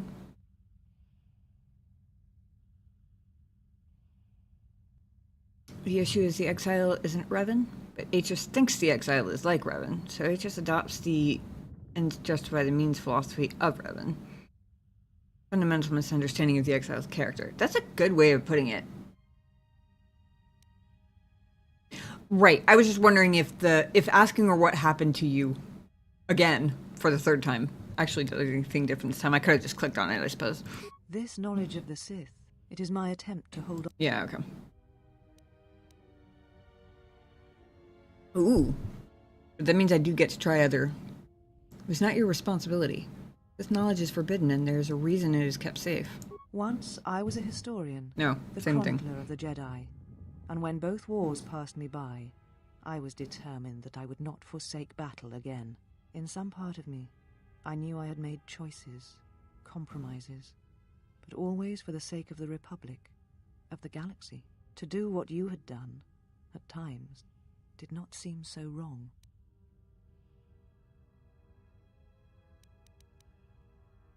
To fight, I feel... Heard that part before. You always Skipping the knew creepy where they part were this time. striking from. You always knew. These Sith are spawned of you. Spawned by the Mandalorian Wars. All those deaths.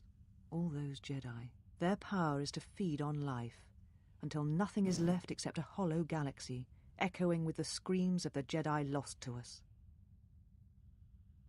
Yes, I had thought she was awaiting me at that place, but I see now that she lied.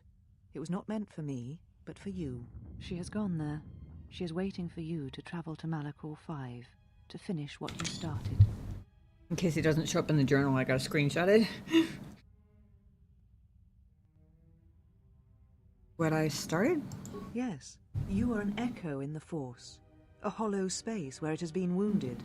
It takes a great act of destruction to create such emptiness. But it can be done. It creates places where the Force is difficult to hear, and difficult to find one's way. And you carry it with you, always. What does this have to do with Kreia? Now she seeks to create another echo, a wound in the Force.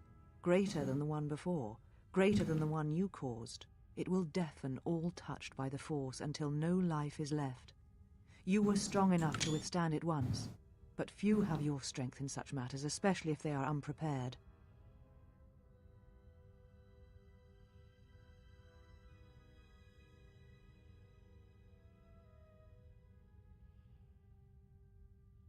I caught myself almost listening to her because she's doing something other than actively calling me a Sith at the moment, I guess. And then I remembered, I assume she's still at least somewhat delusional. So I can't assume she's correct about this. I mean, she might be, but the game has firmly established that she is out of her friggin' mind. Why would Kreia do that? I do not know, but she needs you there. If you choose not to follow, she will murder herself at the heart of Malachor, and you will die along with her.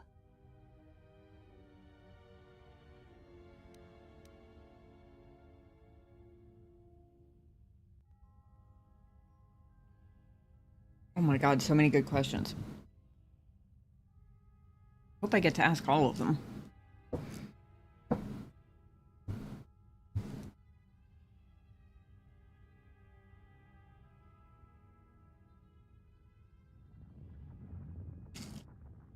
Why? You're important to her somehow, but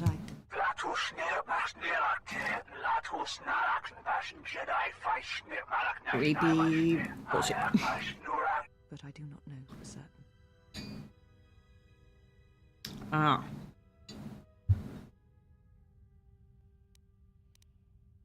If 34 persuasion is enough. You know, tell me. She is willing to sacrifice herself at the heart of that graveyard world for you. A choice others have made in the past. A choice I wish to make. It is because I care for you, and I suspect that you alone hold that place in her heart where nothing else lives. And that is why you are the only one who can stop the destruction to come.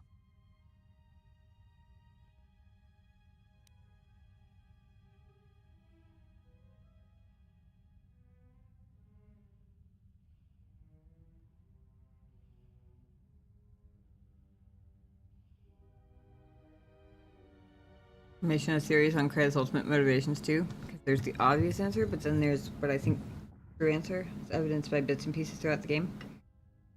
Wait to hear that. I assume that's an after endgame conversation though, based on spoilers and such.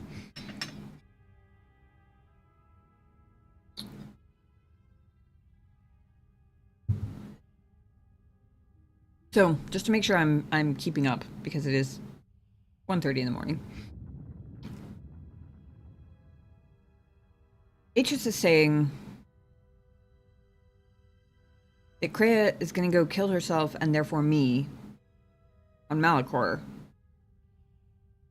because I'm the only thing she cares about?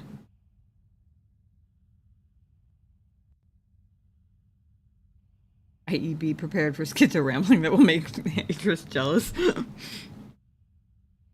As a kiss moment, maybe? She would sacrifice herself for you. I'm just confused about... I feel like I'm supposed to be making the connection of how that is for me. How that is, in any way, doing something for me. And the connection is not coming. And I don't know if it's because I'm dumb, or because it's 1:30 in the morning, or because I missed a major detail, or I forgot a major detail, possibly all of the above.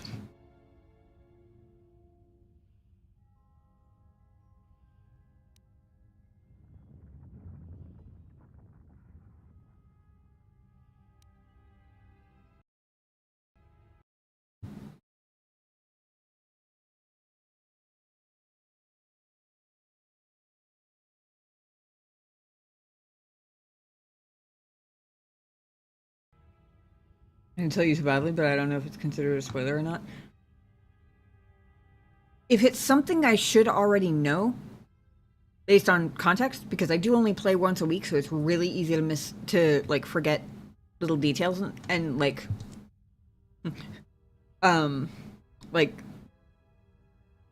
information gained from cutscenes that, you know, might have happened 3 planets ago, but in real life happened 3.5 months ago.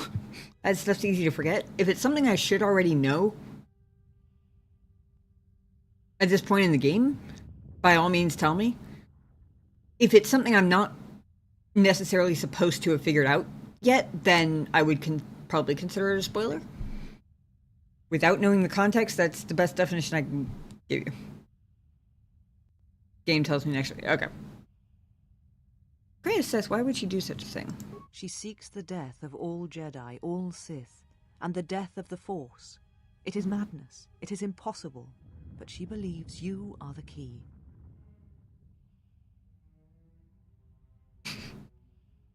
I'm sorry, the second option. Given that we've been through her cutscene of her and her Sith apprentices at least 3 times, that's impossible. How could I not tell she was Sith? I freaking knew she was Sith. She was also Jedi at one point. Like, this is not a secret. Oh, what, that she was Sith? Or that she wanted the death of the Force? I've done known she was Sith for, like, a hot minute now. The death of the Force part is news to me. Death of the Force?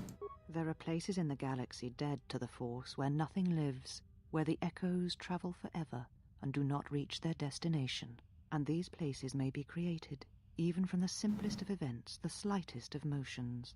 One person, at the right place, at the right time, can change the face of the galaxy, or end it. Krea's a woman?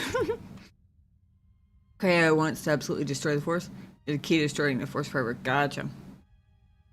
Yeah, that one was news to me.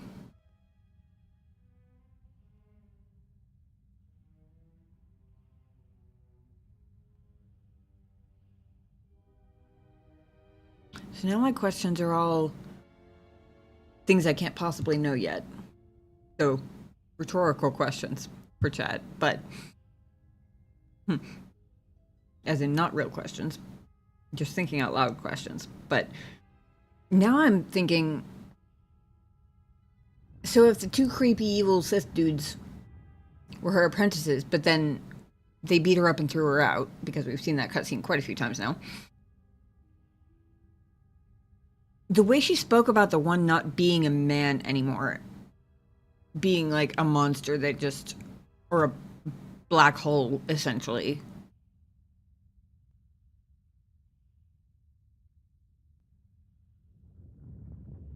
The horse's name was Friday. I'm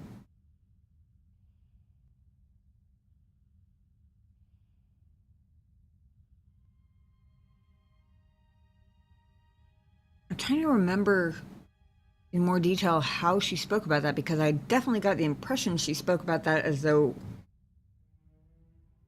going around eating the Force was a bad thing, you know, a thing to be stopped. Granted, I guess she kind of had to say that, because the alternative wouldn't have gotten me on board, but why would I matter? You're important to her somehow, but I...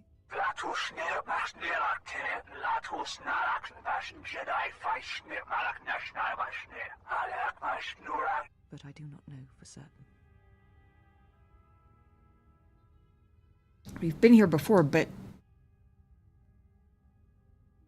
I swear this is a different question that caused it. You know, tell me. She is willing to sacrifice herself at Oh. the heart of that graveyard Not a new answer, world though. for you. A choice others have made in the past. A choice I wish to make. It is because I care for you, and I suspect that you alone hold that place in her heart where nothing else lives. And that is why you are the only one who can stop the destruction to come. Yeah, him. He was one of Krea's apprentices, right? One of the 2 guys in the vision of her past, where she got, like, beat up and thrown out.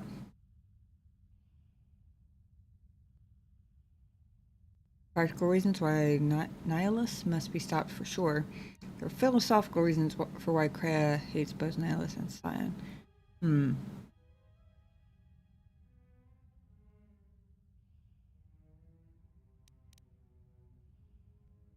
She seeks the death of all Jedi, all...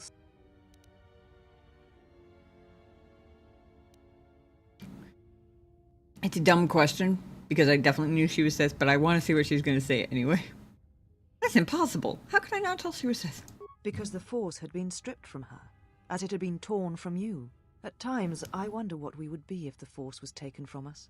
If we would truly be Jedi or Sith, or simply human.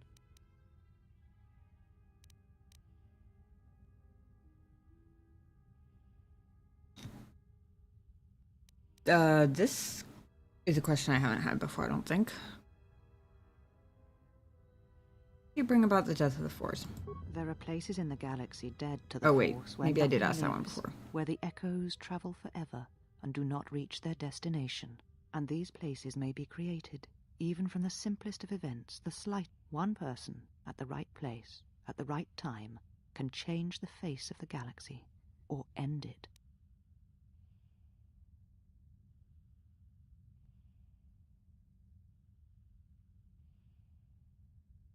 Hold on to that last state from Atris.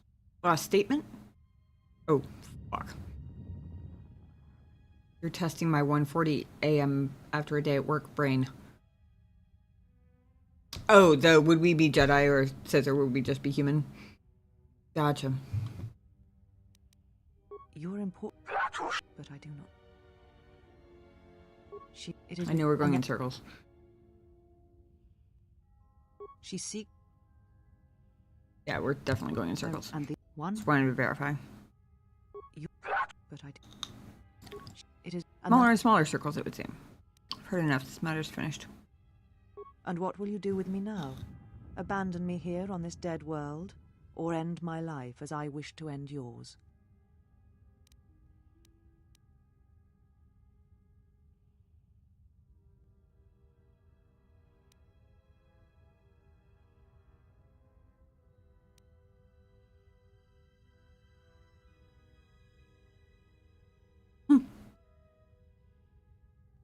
Oh, the irony. Keep it in mind for next session. Gotcha. The irony being like, you'll answer for your crimes before the council. Saying this to the woman who considers herself the last Jedi.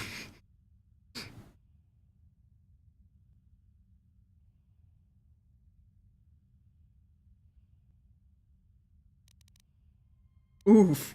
Leaves the battles to those who have the strength to fight them. Ouch. That's a zinger.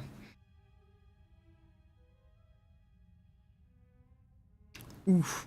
So is that one. She'll leave you here to these holocrons. They are Sith. They do not abide failure. Ouch. I know. That's why it's funny. What council?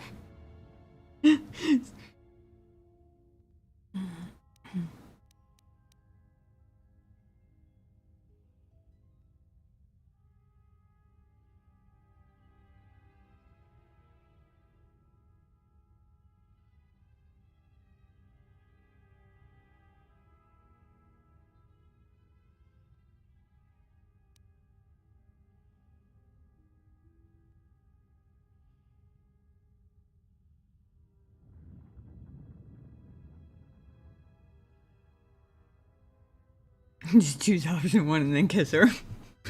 God damn it, not again.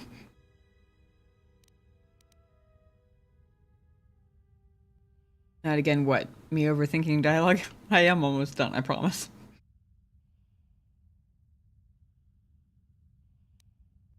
I'm mostly debating between 1 and 2. As much as 4 and 5 are quite spiteful zingers. I think I'm mostly leaning toward 2. Because it kind of... Oh. God damn it, not again. The thoughts about kissing Atris. Gotcha. Gotcha, that makes more sense. I need you to see what you become and turn away from it. Kind of explores both possibilities. And her response might give me an idea of how likely that is.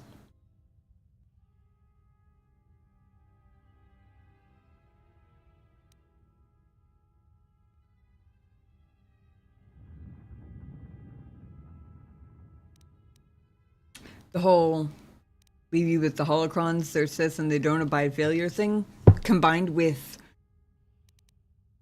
the fact that they kept chiming in. Well, they chimed in 2 other times that I think were different.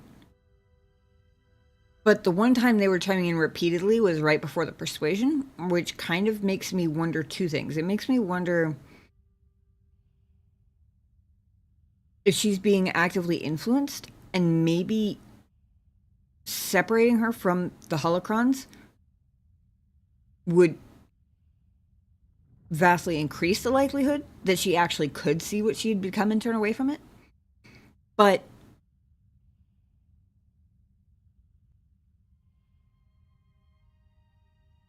I forgot what the other side was.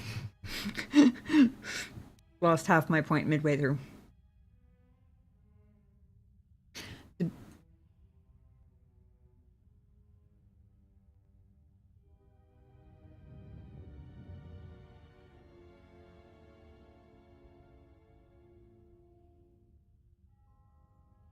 I feel like she's too...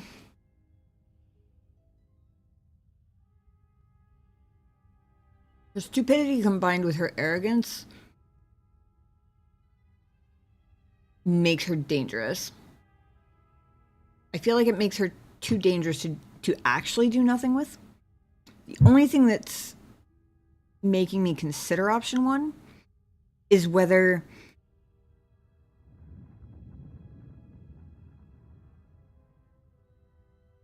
the shock of hearing these words come out of my mouth would kind of jolt her back to her senses in terms of like light-sightedness, I guess.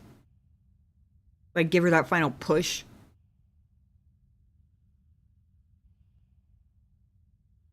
Don't think she should be in prison. She can't learn anything. I would agree with that.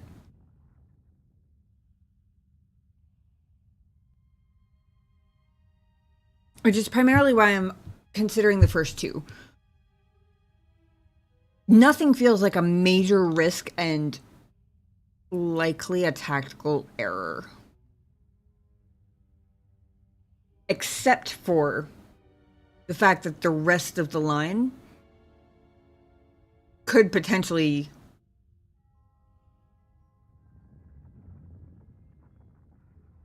break her down enough for her to actually turn away from the dark side.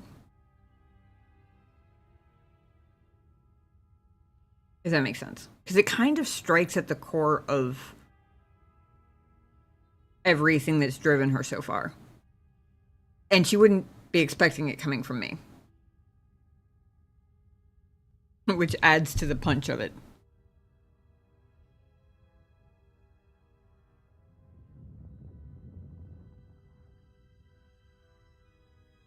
I might, as irritating as she is, I might be talking myself into the first option.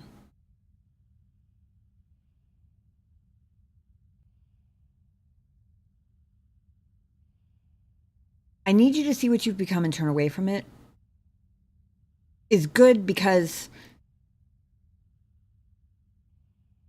it gives her the offer without committing to what I'll do if she says no. But it doesn't give her that push to actually do it, if that makes sense. One definitely gives her the push to actually do it. It just also commits to doing nothing, which means that if it fails to break her down and get her to turn away from the dark side, then I'm leaving problems behind me to cause more problems, potentially.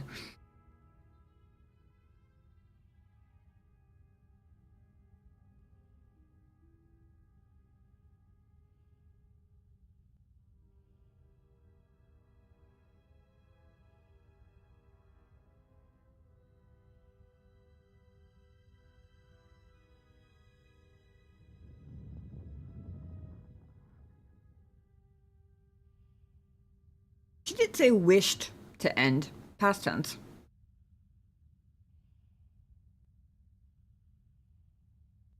Credit to her for that much, I guess.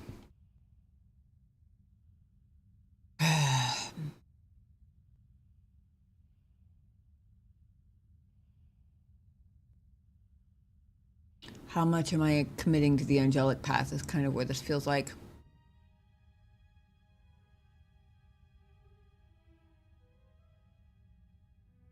I mean, either way, I think I'm choosing a good option. It's just how hard I'm gambling on it. Somehow we found gambling again. It's not even Pizak.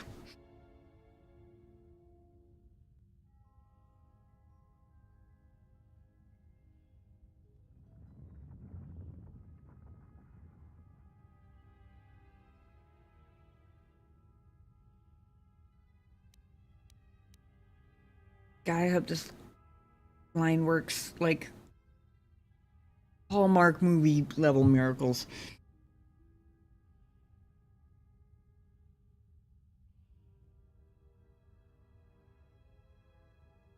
Yeah. If she used past tense, she's already starting to see who she is and turning away from it. Yes.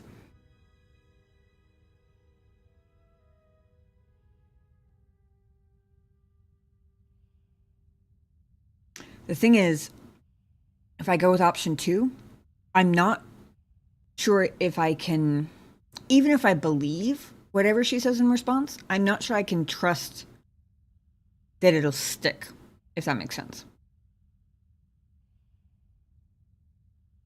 Like, even if she says, yes, I see what I've become,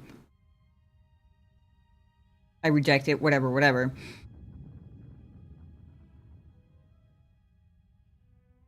Without that extra emotional push, I'm not sure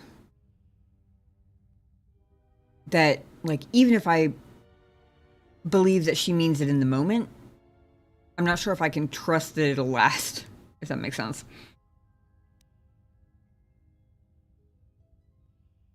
Okay, Hallmark movie levels of miracle emotion is what we're going for here. Hopefully. We'll do nothing, except tell you that I'm sorry. I did not realize that the Mandalorian words would hurt others that had known me and cared for me. It does not matter. Not now. It is what I did with such pain that caused the wound. But I thank you. Is it just me, or do the Sith holocrons sound angrier? Leave now, while you can. Save Telos. Save the galaxy. Save yourself.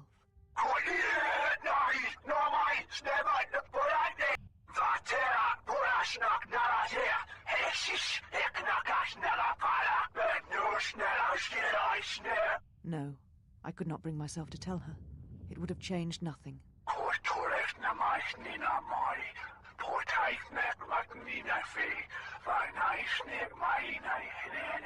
And because I was afraid.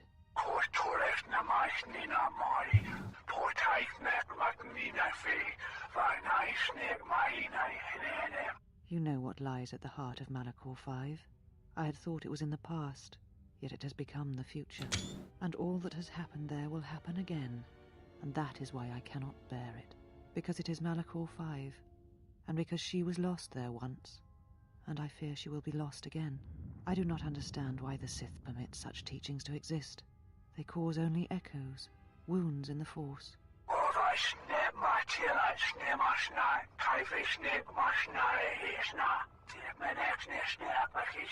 A beacon? For who?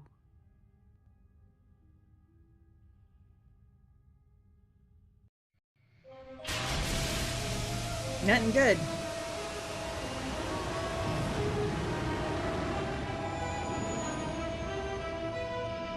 Sith holocrons don't like therapy. Yep.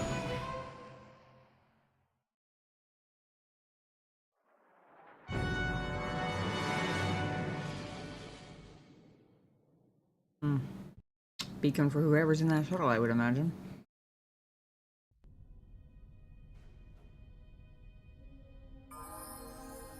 I am become droid again.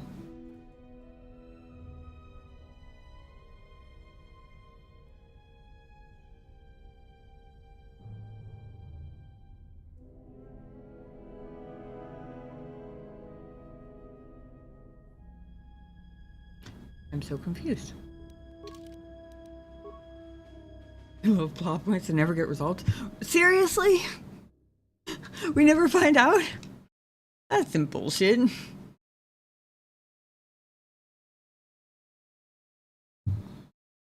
Hang on. Okay. Take notes, because I'm definitely going to need this lore. I'm going to do a whole study review session before.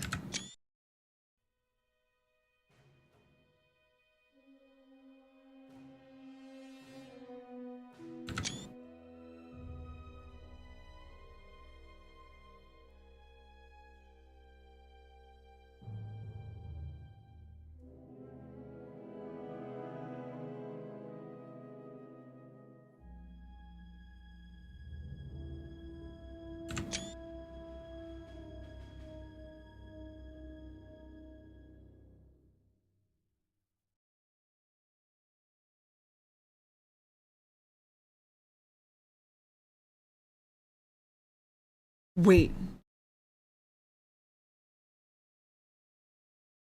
KOTOR 3 that never happened? Beacon shit? That was for KOTOR 3. Aw, damn.